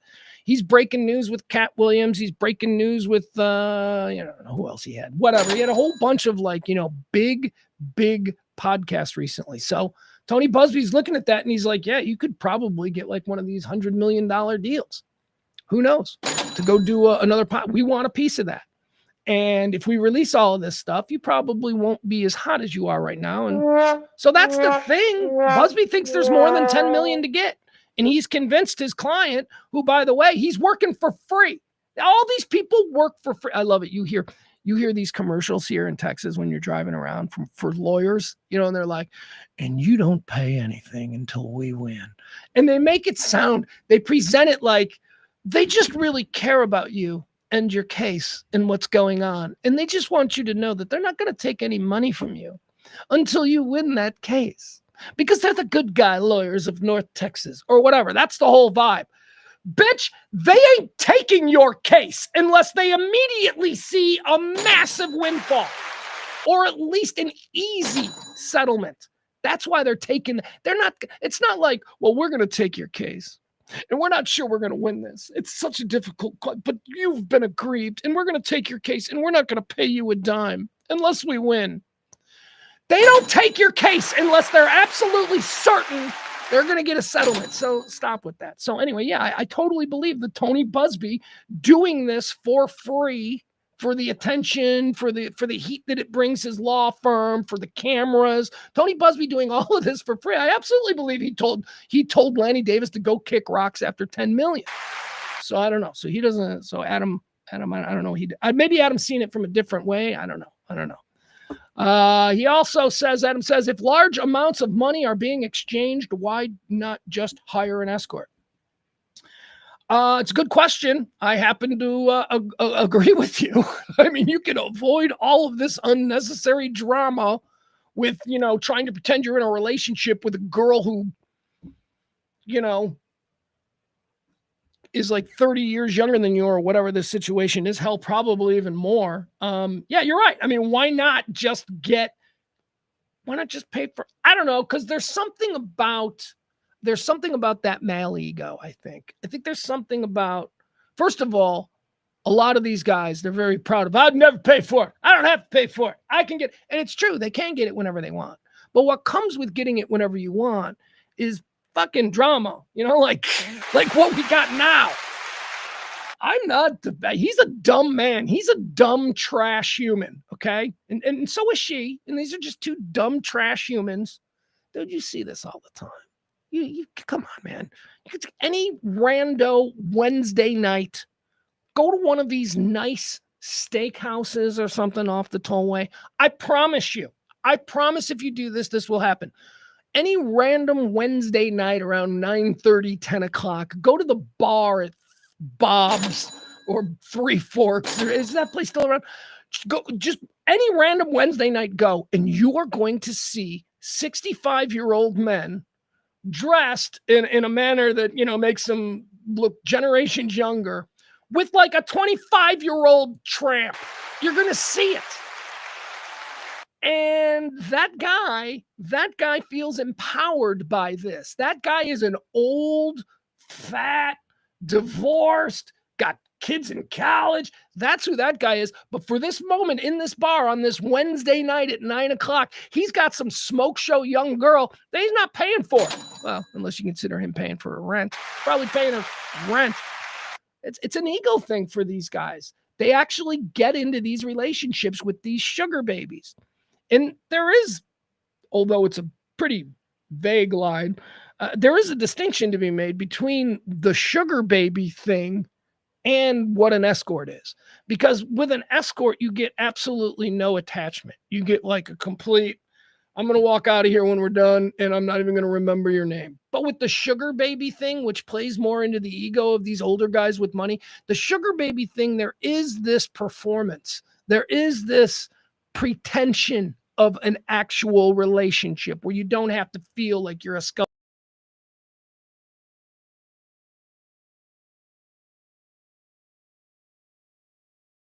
Mercedes and your trips to Cancun and stuff like that. All right, that's gonna do it. Jeff has a comment. Jeff says, I'm too cheap to pay for it. My hand is free. I kind of feel the same way, man. You ever seen those prices? We used to do like going back. Kelly and I used to like pull up the old Eros thing, and then we would look at like prostitutes, and we'd be like, "You think she's worth $600 an hour?" And we'd have these debates. It's expensive. Never have. Got to be honest. Never have. Never been in a position where I had, an extra couple $1,000s to throw down on, like what it's going to be 20 minutes. How long is it really going to be? How does that even work? And by the way, that's what it would cost. That's for me. It would cost a couple of $1,000s. It would be, because if I was going to do that, it's going to be like somebody who's a fashion model. It's going to be like somebody who's like really hot and just maybe she's got a coke habit or something. And she's, a little behind the 8 ball financially, and she's doing that would cost thousands. That would cost thousands. That ain't like a $50 hand job off Harry Hines. Oh my God. Honestly, outside of like the $2,000, $3,000 a night prostitutes, I think they're called escorts. Outside of them, have you ever seen a prostitute that you were attracted to? They all make me want to gag. Oh my God. I just can't. So anyway. All right, Jeff, I'm with you. I'm also too cheap or too broke, whatever makes me feel better. All right, that's going to do it for the Shannon Sharpe story. Let's see, what else do we have here? Barkley called the Mavs stupid. We saw that. A little bit of a wrap up from a story from earlier in the week. Haley Joel Osment. You remember him? He was up skiing. He got arrested. Haley Joel Osment, the kid from The Sixth Sense. Oh, I'm sorry. Haley Joel Osment and Chaz Bono. They're doppelgangers. You show me a picture of Chaz Bono and I'll be like, that's Haley Joel Osment. I can't tell the difference. And I don't know why that is. Anyway, Haley Joel Osment went awesome at some ski resort. He got arrested for, I think it was described as drunk, loud, wearing his ski helmet backwards, not sitting in the ski lift properly. And then he also had some cocaine on him. That was a problem. But that was after the cops came. The cops were called because the Sixth Sense kid was at a ski resort getting crazy. He's wearing his helmet backwards. He was, being silly. Anyway, he's talking about it now. Here, I think we actually got a video. Here's the story. Here's the story of Haley Joel Osment. Where's this coming from?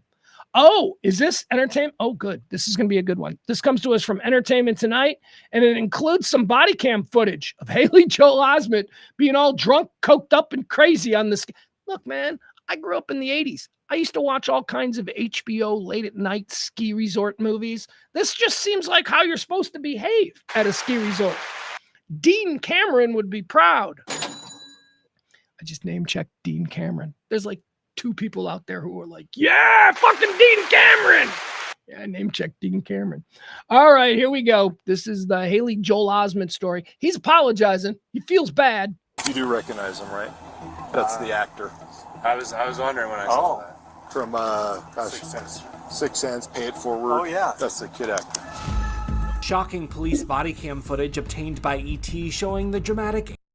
All right, I do want to point something out. First of all, look at him. He looks January 6th. He's got a GoPro on his head. Oh, my God. I need to see the Osment cut. I need to see what that GoPro was filming. That's the release of video that I want to see. He looks like a January 6th. Haley Joel Osment. All right, what was my point? I had a point here. Oh, yeah. How about that cop? What a dork cop. Now, I do trivia every night, okay? Every Tuesday night there at the back 9, 4060 Beltline Road. Come on out. if I did a trivia question for that entire room and I said, name 2 Haley Joel Osment movies, okay? Nobody would get it. Nobody, everybody would get Sixth Sense. That's it. But when I said 2, I need another one. This fucking cop, this dork cop is like, yeah, that's Haley Joel Osment. And then he like runs through his IMDb off the top of his head. I'm like, what kind of a cop knows that shit? All right, here you go, watch. You do recognize him, right? That's the actor. I was wondering when I saw that. From Sixth Sense. Sixth Sense, Pay It Forward. Oh, yeah. That's the kid actor. Shocking police body cam footage obtained by ET showing the dramatic April 8th arrest of 37-year-old actor. Look at him! Burn it down, Haley Joel! Burn it down! Haley Joel Osment. In the nearly hour-and-a-half long footage, Osment is seen being searched by police as they find a $20 bill wrapped around what appears to be drugs. Uh-oh! Everyone be careful, there's something in this. That he couldn't, he spilled his Don't drink, open it. Leave it close. and then he got cut off. Hold it in your glove.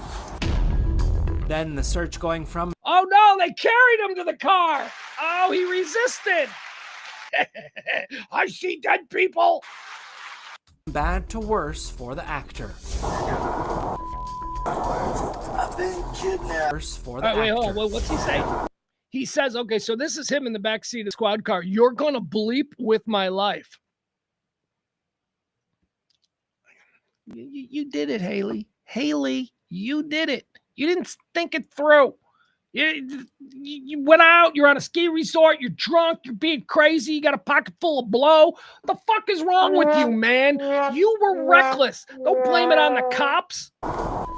I've been kidnapped by a Nazi. Was decent to you, and you are. All right, so that's the problem there. That's where apparently he went anti-Semitic. He says here, it says, I was decent to you, and you are a bleeping bleep. That's because Entertainment Tonight. They probably don't. Believe he said effing the K word. The K word for Jewish people, which is a word that I don't think normal people, even normal people like, I think the Jews control the weather. Yeah, like normal people with some weird thoughts, about things. Even those people, I don't think they use the word kike. I think kike is like a very white supremacy word, right? Like if you do it, I don't know. It just seems like, if you don't like a Jewish person, you go, oh, you Jew, right? But very few people go like, God, you kike. I mean, that seems very, very Aryan Nation vocabulary, right? Anyway, that's what he did. He called him the K words.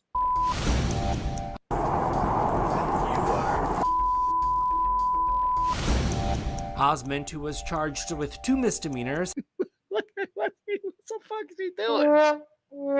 Don't do that. Don't do that or do that. I don't know. How do we feel? Mugshots. Should we big smile for mugshots or be more serious? I don't know. Like the programming tells me be more serious. Like the programming says go in there and just be like,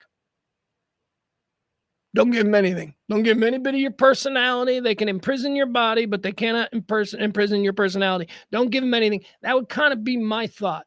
But I don't know. Also, we do enjoy the people who smile. Here he is, Haley Joel Osment. Of course, he's drunk and coked up, so, has since apologized for his use of anti-Semitic language.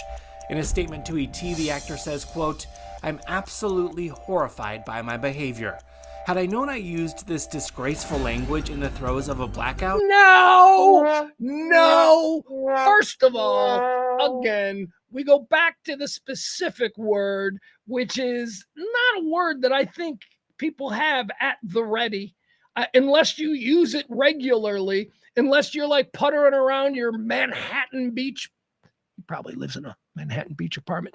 You're puttering around your Manhattan Beach apartment and you're like, damn kikes are. I mean, you gotta that's gotta be a word you use regularly. And then here, I love this. This is bullshit. This is absolute bullshit. And I call it every time I see it and every time I hear it. This disgraceful language in the throes of a blackout. Fuck you. You weren't blacked out. Let me tell you something. In my younger days, I've been very drunk, and I've done some things when you're very drunk. It's not a blackout. I remember what I was doing, and you know why I did it? Because I was drunk, okay? A blackout. You coward. Fucking remember it. Remember it so that you don't do it again, all of these drunks. You cheated on me last night. And she's like, I was in a blackout. No, you weren't. You're just a whore. I blacked out. I didn't know what I was doing. You knew what the fuck you were doing. Here's the other thing about being drunk. You know the mean things that you say when you're drunk that then when you sober up, you're like, I'm sorry. I was just drunk. I didn't know what I was saying. The mean things that you say when you're drunk are 100% true. 100% true. And you, in that moment, 100% mean it. You're not making shit up because you're drunk. You're actually saying shit that in sober times you wouldn't say because you have a whole different mindset. But now you're drunk and you don't give a fuck. And you know why you don't give a fuck? Because you're drunk. So when people say shit like that, when they're drunk, like, I never loved you, shit like, they fucking mean it. That's real. Now you can make nice the next day and pretend that, I was blacked out. I didn't know what I was saying. That's a lie. And this is a lie right now from Haley Joel Osment.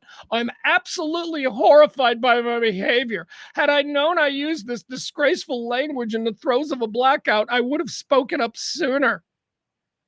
Ugh. You're a bit of an anti-Semite. You dress like a January 6er. You call cops Nazis and kikes, which again is weird because these are two completely different things. That bespeaks a man who has no fucking idea what he's saying. He's just filled with unfiltered hate. Cops are both Nazis and the subject of Nazi persecution. That's what he called them. I would have spoken up sooner, adding, I've let the Jewish community down, and it devastates me. I don't ask for anyone's forgiveness, but I promise to atone for my terrible mistake. 2025 has undoubtedly been a tough year for Haley. He lost his home in the Altadena fires back in January. This house that had been my refuge during the pandemic was completely destroyed in the Eaton fire. So now it's like, all right, I guess I'm getting a message to... I don't know, dude. Stop it, man. What, you got fucking insurance, right? You're Haley Joel Osment. Your house burned down. You're like, what, 30? How many memories could you have in that place? My house burned down. Adam says, this is a bummer. I love that kid. I mean, there's nothing. Look, what? Now you know. Now you know that he's a drunk and a cokehead and he acts like an asshole out in public. You can still like his movies. What do I always say, Adam? Got to be in this world, especially in 2025. We got to be able to separate the art from the artist. Hey, look, I'm pretty sure Michael Jackson molested a bunch of kids, but I'm telling you, you put the Beat It on at a party and I am dancing. Repeat it. Repeat it. All right, let's keep going. What else do we have here? Let's see here. Oh, you know what I'm going to do? One more time, because it's just such a wonderful thing, and it was such a nice surprise. Today, we've got an executive producer. It's the lovely Tracy D. Thank you so much. Tracy was our executive producer she came in with the biggest tip on yesterday's show, so thank you so much. If you yourself, you want to participate in that, you want to be tomorrow's executive producer, there you go. Throw that up. Venmo, Cash App. All right, just mentioning it. Let's see here. What else do we have? We've got Haley Joel. We've got don't want that. All right, this is weird. Let's play this. This is weird because we've played him before. He's been popping up and he's kind of becoming a media creature, if you will. JFK's grandson, Jack Schlossberg. Oh, sorry. Jack Kennedy Schlossberg. All the fucking Kennedys do this. It doesn't matter if they're from the patriarchal or the maternal line of Kennedys. They always find a way to get that Kennedy name in there. It's always like dude's dad is like, Irving Schlossberg, that's like his dad. Irving. My name is Irving Schlossberg. I married Caroline Kennedy. And now they got Jack Schloss. You're a Schlossberg, but they put the Kennedy in there. He is a Kennedy. He looks like a Kennedy. He's a direct descendant to JFK. He's not, we've for so many years with the Kennedys, for so many years, we've just been sort of disappointed by spare Kennedys. They're all like, oh, it's a Kennedy cousin. Oh, that's the brother of the president. Oh, that's the nephew of RFK. Oh, it's always been these spare ones. The direct line is Jackie. Jackie's gone. Now we lost her. There was Caroline. Caroline was the daughter, right? She didn't really do anything. She stayed out of the public eye until a couple of years ago. She became ambassador to Japan, something like that. I don't know. But then there was JFK Jr., and all the eggs were in JFK's basket, JFK Jr.'s basket. And then he died in a plane crash in 99. And so that's when we got treated to this, like, just, stew of Kennedy cousins who were all running with the name. Jack Schlossberg is legitimately in the direct line to JFK. If you consider JFK the most important Kennedy, and I think you should, I mean, he's the guy. So anyway, it's JFK's grandson. JFK's grandson is, I don't know what he is. I don't know. It's a rich New York kid. Here he is on Instagram. He's been pretty critical of his uncle, RFK Jr. Of course, all the Kennedys have been pretty critical of RFK Jr. He's a bit on the outs as far as, the Kennedy family goes. But this is bringing some heat here. Here, let's play this. This is Jack Kennedy Schlossberg on his uncle. Is it his uncle? Oh, hold on. What is cousin? Cousin? He's the grandson of JFK, and RFK is the son of RFK. RFK and JFK were brothers. I don't fucking know. Cousins, let's just say, I don't know what they are. Anyway, they're fairly close, family-wise. Here we go. Here is Jack Schlossberg going after, let's just call him his weird uncle, who is RFK Jr. RFK Jr., sexual deviant, possible murderer, and top public health official, I have got a challenge for you. Me and you, one-on-one, locked in a room. We hash this out. Nobody comes out until one of us has autism. What do you say? All right. There you have it. That is Jack Schlossberg. Sexual, what did he call him? That is like, he's going hard. That's right out of the MAGA playbook. That is going direct. That is not libtard, Democrat, soft boy. Can't we all be nice? That's not that. He's going hard. Are you offended by Jack? I love it. I love it. That's hysterical. All right. Jack Schlossberg going hard against his, let's call him an uncle, cousin uncle, something like that. Oh, here's something. All right. Let's do this. Yeah. Let's do this. I want to show this because there's a couple other things I want to get into, right? Yeah, I want to do that. I want to do that. And I want to do that. Okay. Oh, and I want to do that. Oh, shit. All right. So let's do this. There's a new documentary coming on. Oh, here we go. Pugs is going to show us a trailer for a new doc. Oh, shut the fuck up. You're going to like this one. This one is really good. This one is something that I'm very interested in, and I think that you might be as well. If you were Gen X, if you are of my age group, this is somebody who's incredibly important to us. And the story of who this person was has never been told. We have no idea, no matter how much we love this individual, how much this individual contributed to our childhood or maybe even our young adulthood. Because for me, this was college. This guy really burst onto the scene in college or late high school, maybe. No, actually, it would have been high school. Yeah, it would have been younger than that. But we don't know anything about Pee Wee Herman. We don't know anything about Paul Reubens. Paul Reubens is the person who created the character of Pee Wee Herman. Pee Wee Herman was a character that Paul Reubens truly only thought that he would play one or two times and then get other acting jobs doing, other acting work. But it didn't. Pee Wee Herman became so huge that it took over his life. Pee Wee Herman became everything. Paul Reubens became nothing. We don't know anything about who Paul Reubens is. He died, sadly, a couple of years ago. He had been battling cancer for a period of time. And then all of a sudden it was just revealed that he was dead. We woke up one day and they're like, breaking news, Pee Wee Herman's dead. And we're like, what? And they're like, yeah, he'd been sick for a while. He just kept it a secret. Not unlike Norm Macdonald, who did a very similar thing, where Norm Macdonald, while he was dying, recorded his final comedy set in his home, in his living room, just standing up doing it one more time. Pee Wee Herman had that same thing. Pee Wee Herman was working with Judd Apatow during the course of Pee Wee Herman's passing, during the course of his battle with cancer. Pee Wee Herman and Judd Apatow were working together to make this definitive documentary about the life of Pee Wee Herman or Paul Rubens or whatever you want to say. So here I want to show it to you. It's coming to HBO Max. It debuted at Sundance.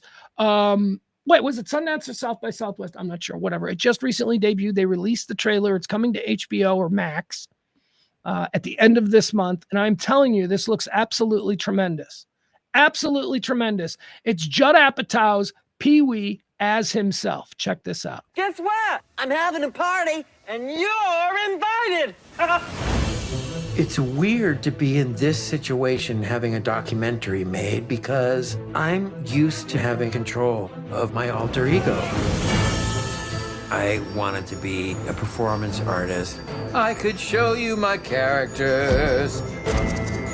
Out of nowhere, Pee Wee Herman popped out of me. The audience ate it up and went crazy. When I first saw Paul as Pee Wee, I was like, who is this little man in this bow tie? And why is he throwing Tootsie Rolls at people? Hollywood had taken notice. I mean, how could they not? I remember thinking, this is going to be really big. There wasn't like a moment in the 80s that wasn't super cool to be me. And then dark music, bum, bum, bum, bum. I lost control of my anonymity, and it was devastating. I don't want to come off like a victim in some way. I kept who I was a secret for a really long time. I hid behind an alter ego. Today's secret word is fun. I wanted kids to learn, not only is being different okay, let's celebrate it, but I want that not just for you, but for myself. Death is just so final. To be able to get your message in at the last minute is incredible. He was so private, it was challenging for him to do the documentary, but he took a leap of faith. He wanted people to see who he was as Paul. I'm flying! All these different emotions, all these different influences and factors. I was like a good vessel for it all. I'm gonna leave out the part where we did enormous amounts of drugs.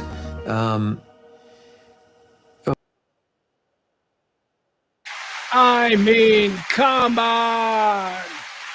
How good does that look? May 23rd coming to Max. Judd Apatow. And I love the Pee Wee.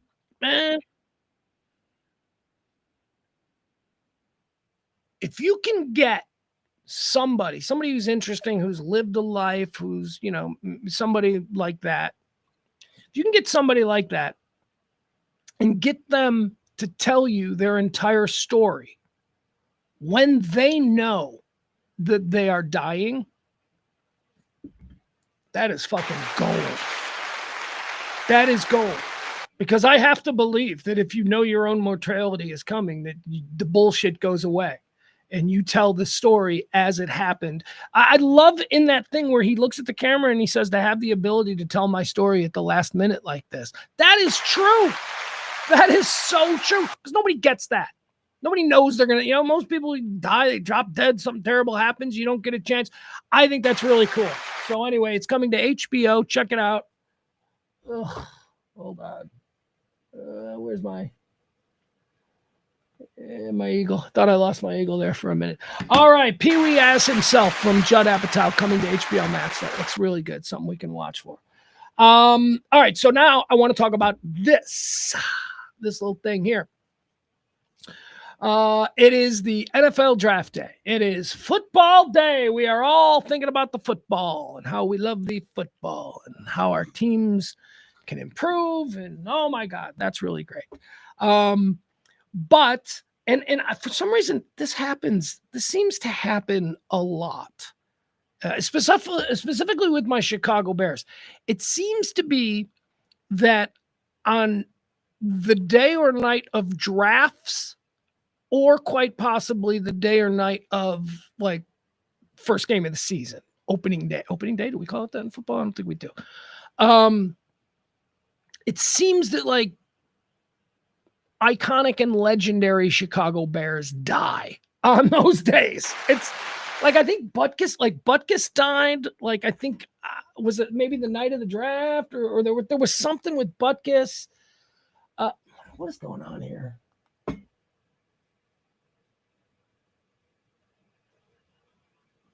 There we go. All right. Anyway, we had it again. Yesterday, we, Chicago Bear Nation, Bear Down, hashtag, we were all alerted that Steve Mongo McMichael, Ming the Merciless, was being moved to hospice care.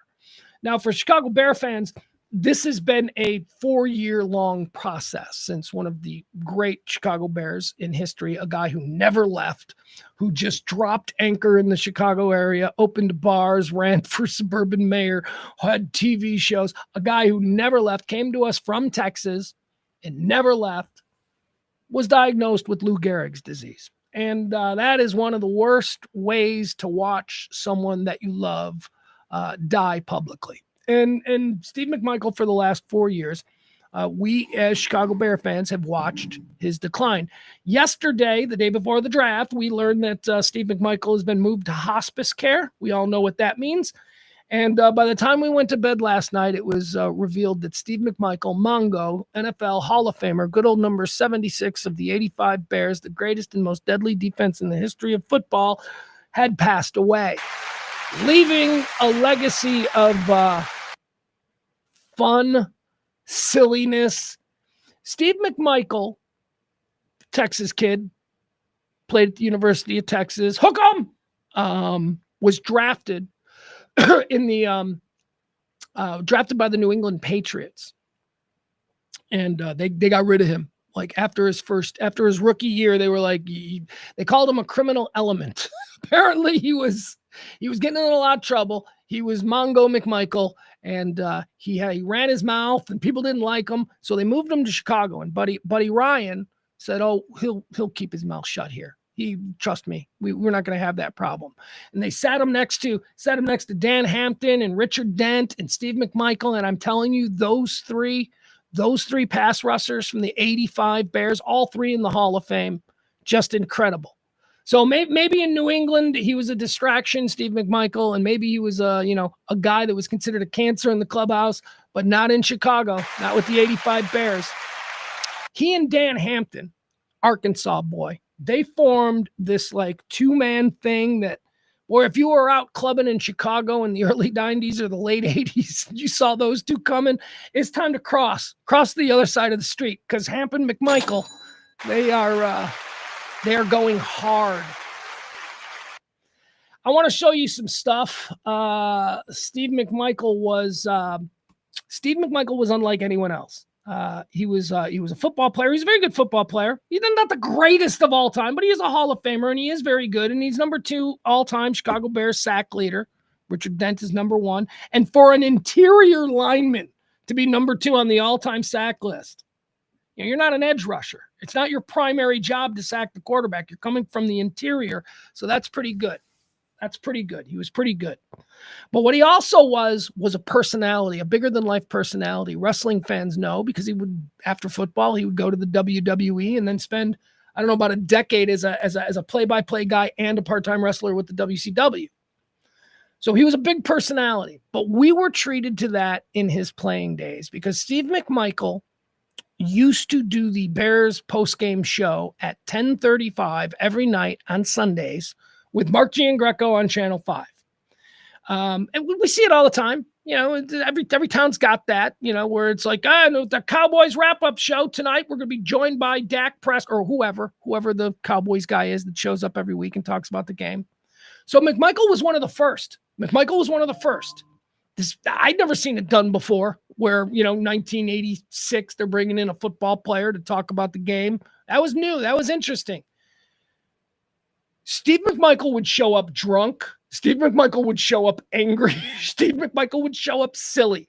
Steve McMichael would show up with food, a bag of McDonald's where he would just sit and start eating while they're on the news. Steve McMichael was fucking wild.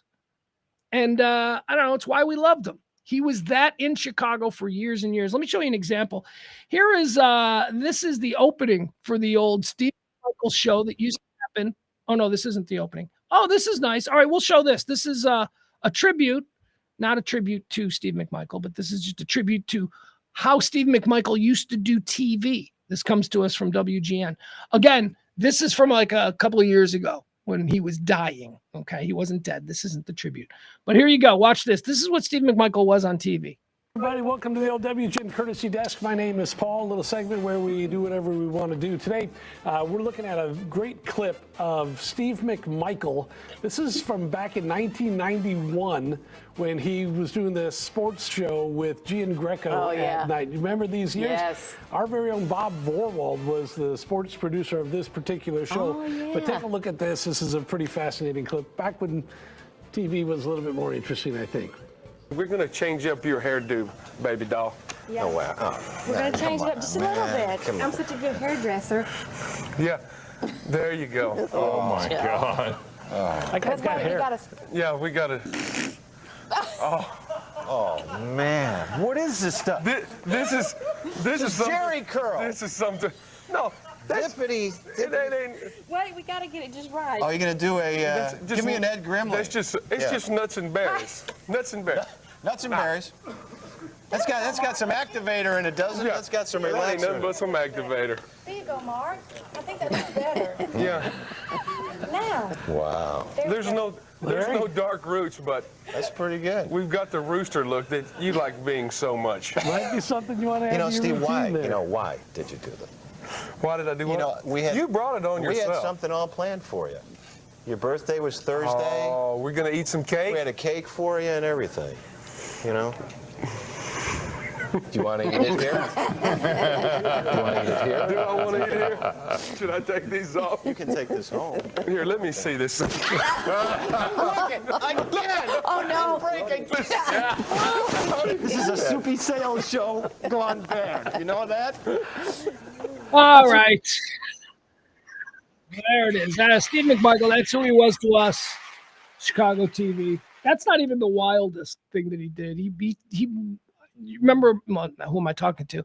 He went out once with a giant pair of clippers, like shears, and he had them under the desk. And as soon as Mark Giangreco, the sports guy there, started doing his thing, McMichael just started cutting his tie and his suit. And as he's doing the sports, he's just cutting his suit off him. It was fun.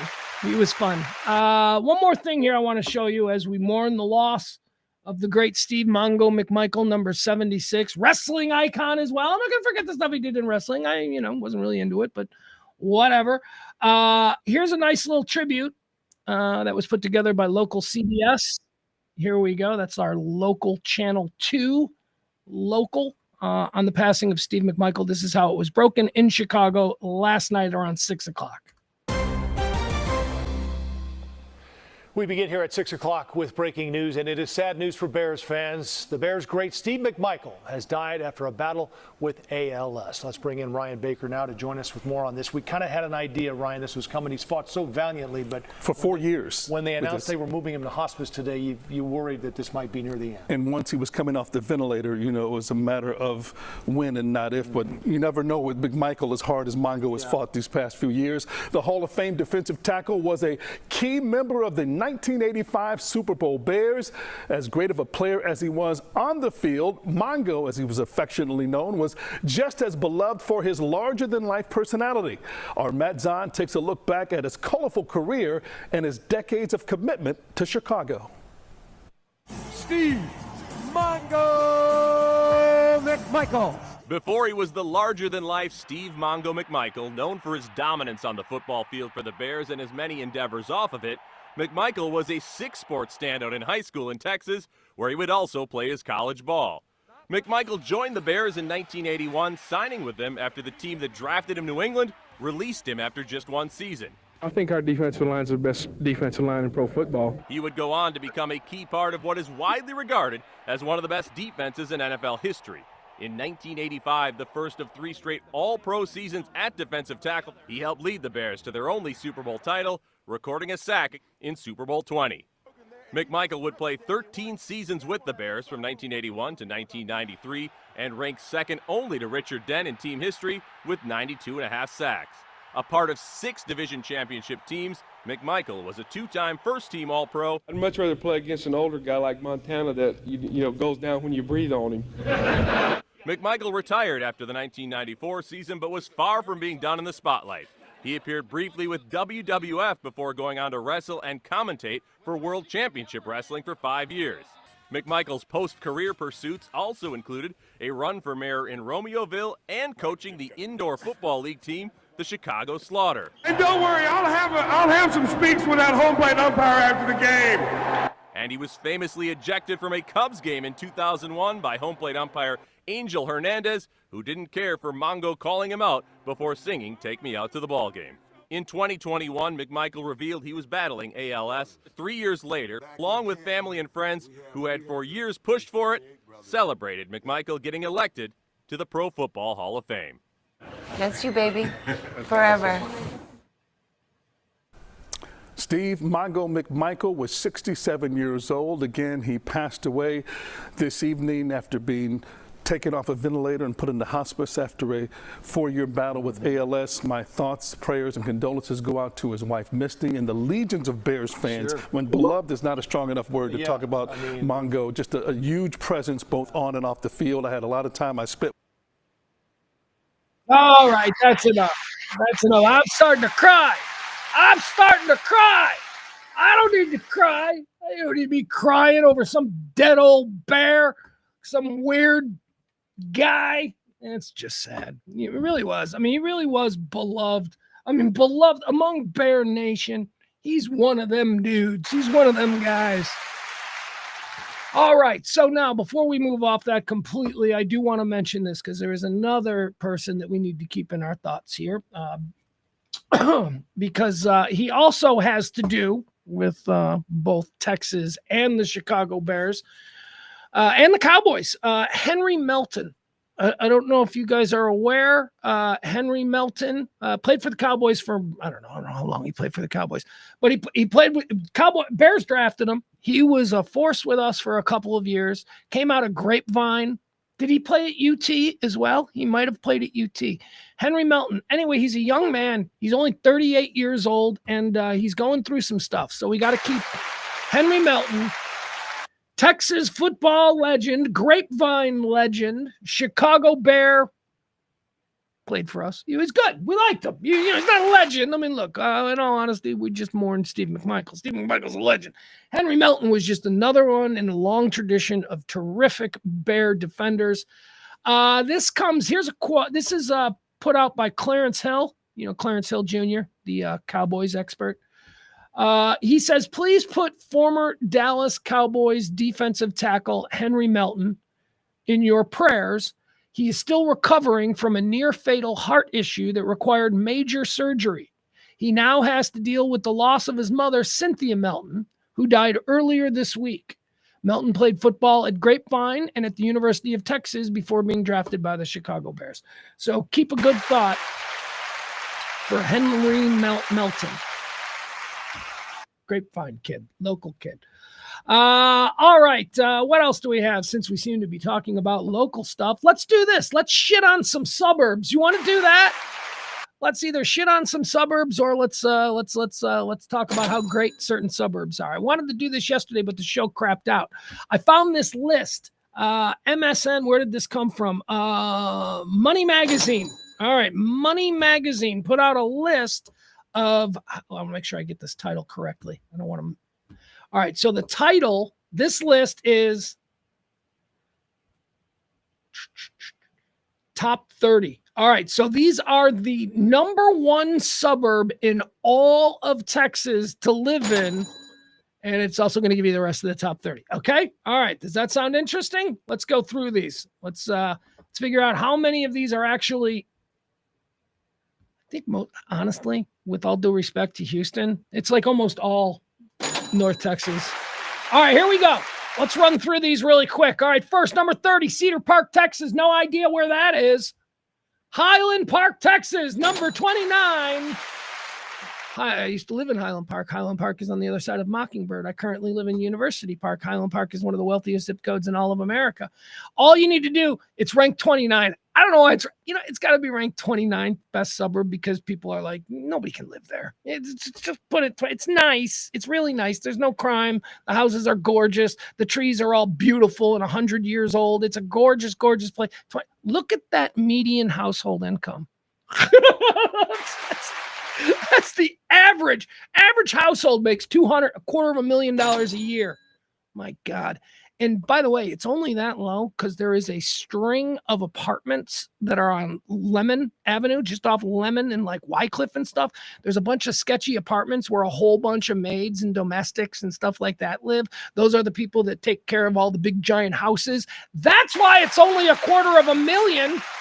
Those people bring down the average. Those people making fun. There's probably like 1,000 people on that apartment block that make about, 30, 40 grand a year. Meanwhile, they're working for dudes who are pulling in 10 million a year. Anyway, Highland Park, number 29. That number, though, pay attention to this number. $249,000. I don't think there's another suburb in Texas that has a higher median income than that. 250. Parker, Texas, 28. I don't know where that is. Hey, we've got North Texas in the house. Richardson. Actually, I do know where Parker is. Parker's in North Texas too, right? Yeah.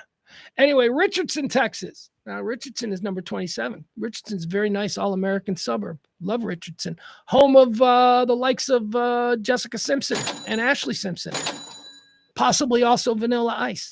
Anyway, Richardson. Now look at the median income, $94,000. So Richardson's median income is $94,000 per year. And remember, Highland Park was $250,000. A little different. Murphy's nice. Look at Murphy's income, 152. That's getting up there. Murphy's very nice. Sunnyvale, 25. I don't know where Sunnyvale is. So we're just going fast because I want to get to the top 10. Trophy Club, isn't that out there by the racetrack? What's the median income? Oh, rich people out there too. 183,000 is the median. Westlake Hills. Whoa, don't know where that is, but it's got a $210,000 median income. Those are rich people. Allen is lovely. Allen is a terrific suburb. I love Allen. 121,000. That's very nice. That is all American, upper middle class, not super crazy rich people, but they have nice, they get on airplanes for vacations. By the way, that's one of the distinctions I make. Like rich, I was having a conversation a couple of weeks ago with somebody. I'm like, what is rich? And I go, I'll tell you what I think rich is. I think that if you go on a vacation every year and you and your family buy plane tickets to travel somewhere on that vacation, you're fucking rich. That's what a rich person does. You know what working class people do? They load up the car and they drive for 6 hours to wherever the fucking lake is that they're going to hang out at. That's what working class people do. Rich people, if you've been to Europe while you were in your teens, you're fucking rich. No, I'm not. I'm not rich. What did your dad do? He was the head of dermatology at Baylor. You're fucking rich. Okay. No, we're not. Elon Musk is rich. Yeah, there's a whole lot of levels to being rich.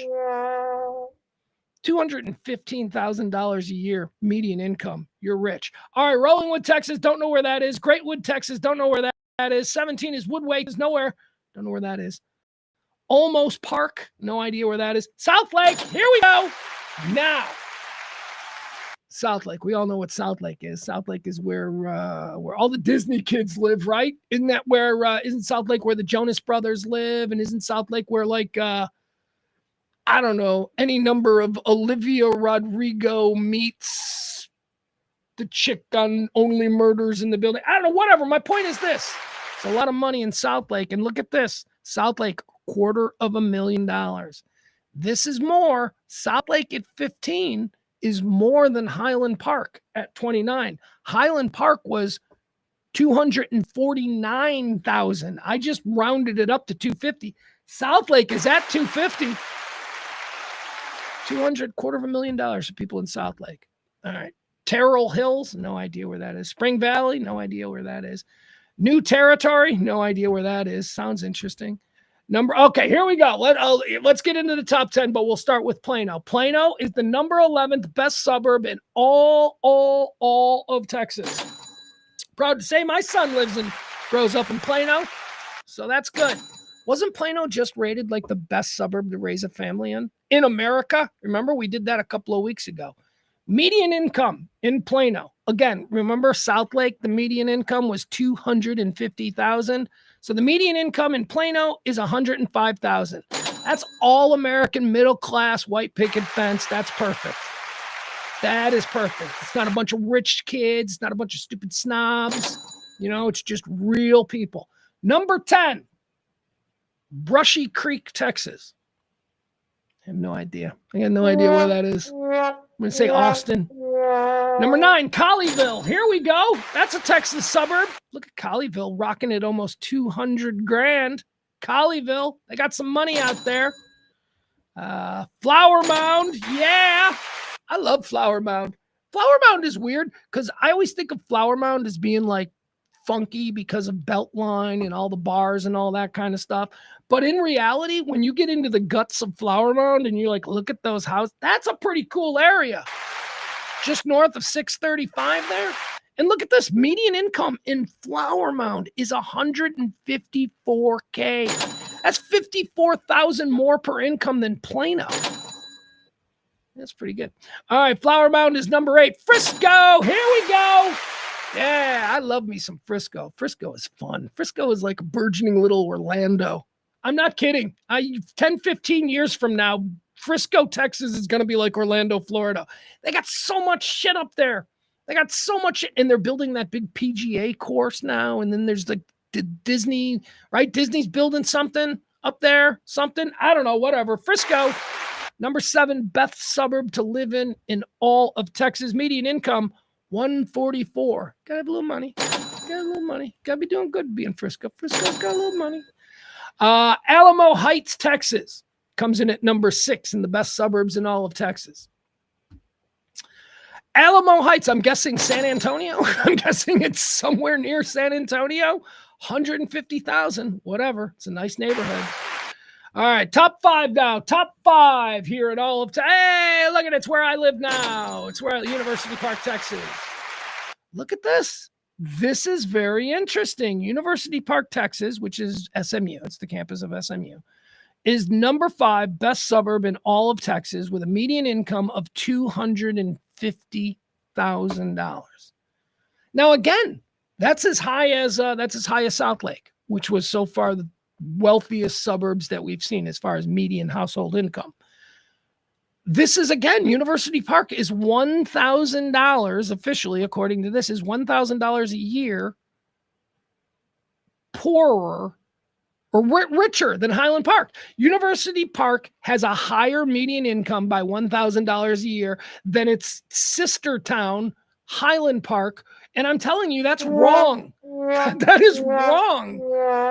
There are, unless maybe there's more. Here's where I think it is. I think it's maybe, is there more? Is it more rich people with $3 million houses in University Park?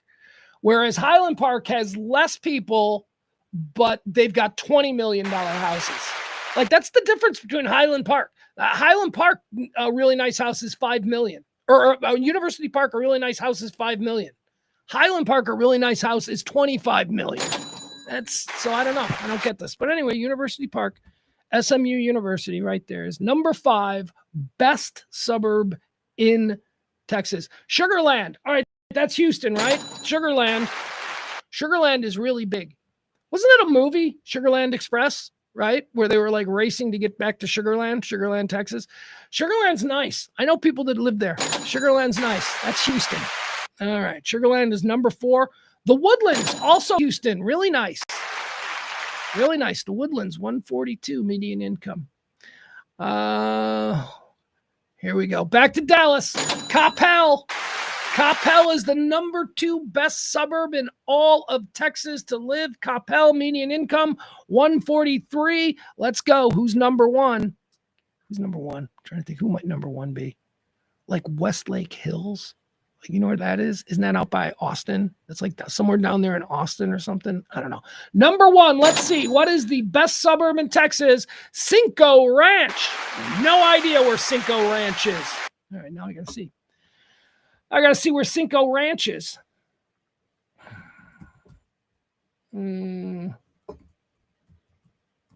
Cinco Ranch, Texas. There we go. Census designated area. Let's see where Cinco Ranch, Texas is. Hi, everybody. We're back. Booyah. Here we go. Cinco Ranch. Let's look at the map. All right. All right. So there's Cinco Ranch. Where is this? Is this like Austin area? Oh, no, it's outside Houston. All right, there you go. Cinco Ranch looks to be about 30 miles west of Houston. All right, there you go. So it's a Houston suburb. That's it. Number one, Cinco Ranch. Number two, Capel, Dallas. We took second place again. All right, let's see here. What else do we have to talk about on this show? We've gone 2 hours. It's draft day. I'm so excited. Let's see.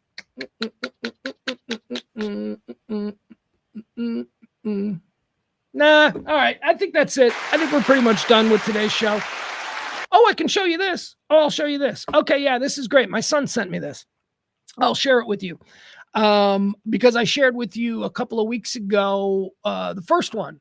I told you about John LaJoy, who is a Canadian singer, songwriter, actor. You may know him from the FX television series, The League. Remember the show that was all about football, The League? He played Taco in The League. Anyway, he's a very funny guy. A couple of weeks ago, I shared with you this new AI podcast project that he's doing, that he's voicing. And it was the Jesus podcast. Remember I showed you the podcast with Jesus, and I think there were 2 clips that I shared. One where he's talking about favorite movies, where Jesus admits that his favorite movie of all time is Dumb and Dumber. And then the other one, I think he was arguing with the Easter Bunny. He's got beef with the Easter Bunny. Anyway, they were very funny, and they're voiced by John LaJoy, but they're all AI created and all of that. So my son sent this to me because my son is now following John LaJoy, and he's got a new one. He's got a new podcast, same kind of premise. People who you really do a podcast. Hold on. Last time it was Jesus. This time it's the Talking Baby podcast. So it is a baby. It is an AI baby who is hosting a podcast in the way a baby would host a podcast. And his first guest, the baby's first guest on the baby's podcast. Oh my God. I would, if this were a real podcast interview that went on for like 2 hours, like Rogan sitting down with Chappelle, I would be fucking glued to it. Here it is. The baby podcast, the latest from John LaJoy and the fun that he's having with AI. Here we go. Welcome to the Talking Baby podcast. On today's episode, we'll be talking to the weird-looking person who lives at my house. Thanks for being here, weird-looking person. Well, thanks for having me. As you know, you are my 3rd favorite person in the world, 3rd behind the 2. All right, can we just stop? The baby and the dog are having a conversation. They live in the house together. The baby has no idea what a dog is. The dog has no idea what a baby is. So let's see how this turns out. This premise alone has me laughing. To the Talking Baby podcast. On today's episode, we'll be talking to the weird-looking person who lives at my house. Thanks for being here, weird-looking person. Well, thanks for having me. As you know, you are my 3rd favorite person in the world, 3rd behind the 2 larger people that we also live with. They're both awesome. So cool. You're fine, and right now those 2 larger people are both busy and not paying attention to me at all, so happy to chat with you. So to kick things off, I want to ask you a question, and I apologize in advance if it's naive or ignorant. Look, I'm a baby. I don't really know stuff yet, so just keep that in mind. So my question is this. What are you? Like, you clearly seem to be a very different kind of person than I am. Am I right? Like, because like people look different from each other, like different sizes, skin tones, the hair. But you, I have no idea what's going on.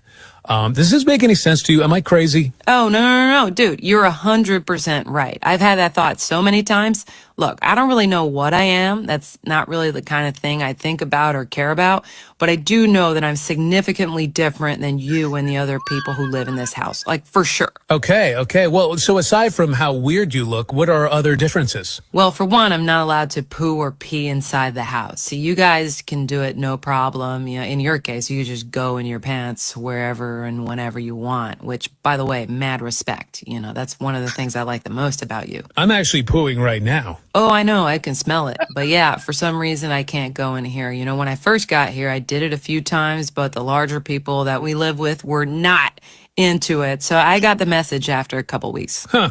I wonder why that is. By the way, still pooing. It is flowing out of me. This is a good one. I'm aware. You're also peeing. I can smell that too. I am. Wow, that's impressive. Good nose. I'm going to ask you a last question before I start crying, because I don't love sitting in a pile of what feels like a hot brown cream of broccoli soup for too long.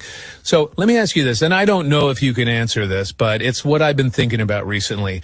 Why am I here? What do you mean? I mean, like, what even is this place? Like, where are we and why? You know, I don't remember being here until recently. So, like, where was I before that? You know, like, I'm just constantly looking around going, what the F is any of this? And everyone's just acting like it's normal. We live in this house and you live here and I live here. But like, what? Like, why am I here? Oh, sorry, I wasn't listening. I actually have to go poo now, so I'm going to go sit by the back door and wait there patiently for an hour or two until someone notices me and lets me out. Okay, cool. Yeah, I'm going to start crying anyway because I desperately need to get out of this cauldron of watery butt. All right. That is genius. That is genius. Tell me if that show really existed. If there was a podcast where a baby had a conversation with a dog, you'd listen. I would listen. That is terrific. I do love Chelsea Peretti. Adam's like, you would love Chelsea Peretti. I do love Chelsea. I think Chelsea Peretti's hysterical. Chelsea Peretti.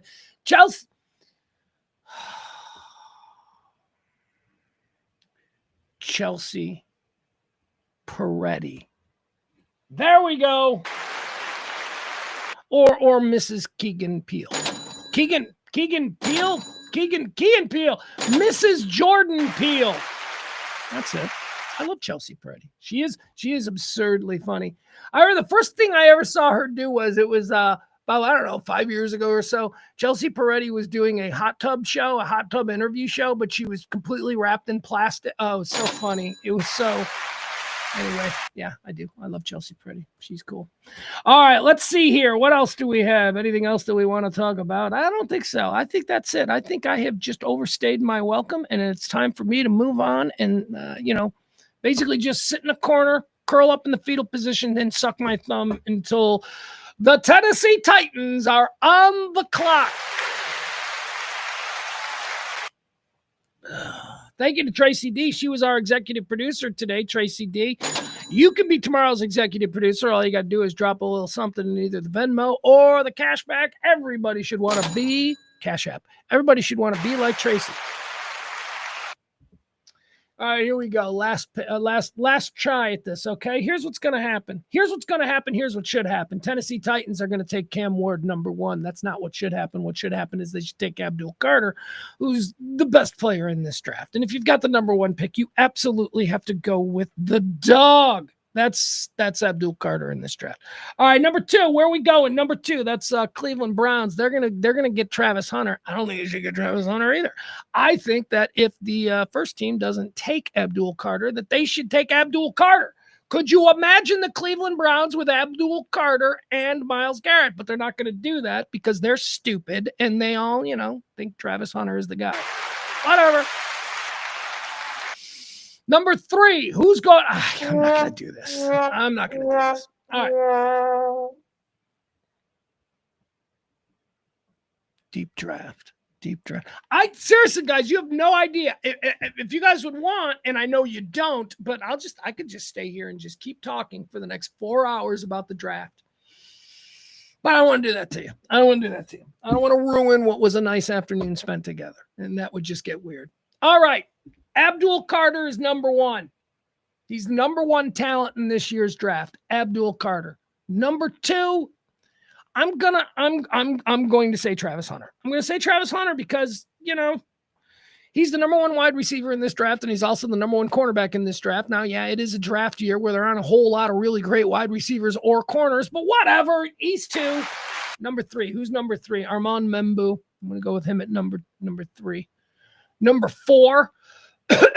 Number four. Who's number four? The number four best just piece of dog that's in this draft. We got Membu. We got Hunter. We got Abdul Carter. I'm not as sold on Mason Graham as a lot of people. I mean, I'd love it if he fell to 10. He ain't going to. Somebody's going to, I think, overpay for Mason Graham. Tackle out of Michigan. But do I put him at 4? All right. I'll put him at 4 since everybody else is. And then the fifth best player in this draft, I'll go Ashton Gentry, even though it's a really deep year for running backs, and running back is not a premium position. Isn't that a crazy thing? If you're old like me, and you've watched the NFL all these years, the degradation of the running back position over the last 20 years, which I suppose this year could be an interesting little test of that, because running backs used to be number one all the time. The best running back in college football would win the Heisman. He'd go number one. He'd be Tony Dorsett, Earl Campbell, Billy Sims, Walter Payton. He'd be all of these guys. They were great. It was a running back league. Then, I don't know, maybe about 10 years ago, running backs they figured them out. You could draft a running back in the 4th or 5th round, pay him 4th or 5th round money, run him into the ground, and then not re-sign him after his rookie deal. That kind of became the idea. And if we're being honest, over the course of the past 10 years, who other than Saquon Barkley and Derrick Henry, who other than those two running backs have been, the guys that you can hitch your wagon to and actually are the reason the teams won? Saquon Barkley last year, when he went from the Giants to the Philadelphia Eagles and won a Super Bowl with them and dominated the regular season on the ground, he sort of changed the attitude. So now we're heading into this draft after seeing the impact that, Henry did as well in Baltimore, but Saquon won the Super Bowl. We saw the direct impact that two running backs had on teams that were very good last year. And now all of a sudden, in a year where we've got deep running backs, we're talking about Ashton Gentry being one of the best players in this overall draft. Is the running back back? Is my question. Is the running back back? Can we see 2, maybe 3 running backs go in the first round? I know Ashton Gentry's probably going in the top 5. I believe Omarion Hampton will go in the top 20. What about Travion Henderson out of Ohio State? What about Judkins? What about the kid from Iowa, Caleb Johnson? It's so many running backs. Cowboys are going to be in a good position at 12. Cowboys could take Omarion Hampton at 12. I would not hate that. Some would call it an overdraft, but I don't know. Anyway, I could just do this all day. I could seriously just riff on the draft all day, but I got to sign off the show. Why? Because I got to read what other people are saying about the draft.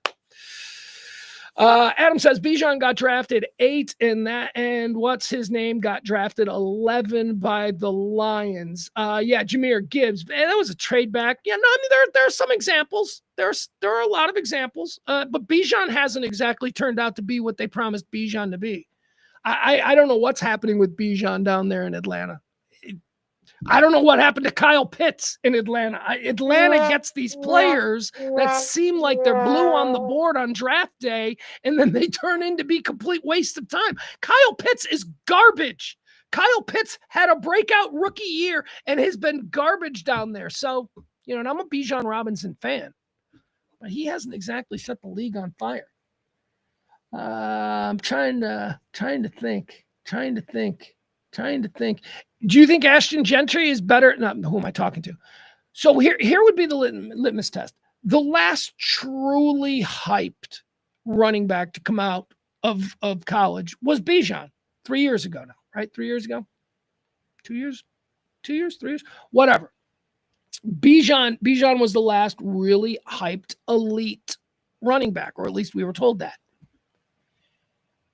I distinctly remember like 3 months ago, everybody having conversations about this running back class and the comparisons between Ashton Jeanty and Bijan. And 3 months ago, the consensus was, well, Bijan was a different animal. Bijan came out of Texas. Bijan played top flight. Jeanty is a great running back. He's a good running back, but he's not Bijan. 3 months ago, that was the consensus attitude. The consensus attitude today is Jeanty's the best running back to come out of college in the last 40 years. And I'm like, fuck you. Nobody was saying that 3 months ago. This is insane hype. He worries me. Jeanty worries me. I want him to be great. His highlights are great, but it's Boise State going up against Eastern Idaho. I mean, how did he do against Georgia? I don't know. I don't want to do anything horrible. I don't want to say anything bad about the guy. He's small. He refuses to run his 40. We don't have a consensus on what his 40 is. That's troubling. And now all the rumors are saying that my Bears are trading up with Jacksonville to try and get into the trading up for Ashton Jeanty. That would just... I wouldn't know how to take that. I wouldn't know how to trading up for Abdul Carter, trading up for Mason Graham even, but trading up for Jeanty in a draft where I could probably get Omari and Hampton without trading up. I can get Trevion Henderson, possibly Cam Scadaboo's still out there. You got Johnson. You've got the Judkins. The draft is lousy with guys I could get at 39, 41. Got a lot of picks, man. Got a lot of picks. All right. Again, Cowboys at 12. A lot of people are mocking McMillan. I think if Membo is there, look, man, if Kelvin Banks or Membo is there, why would the Cowboys not take Kelvin Banks at 12? Kelvin Banks could fall to 12. You take Kelvin Banks. Get back some protection. All right, I'm done. I am done.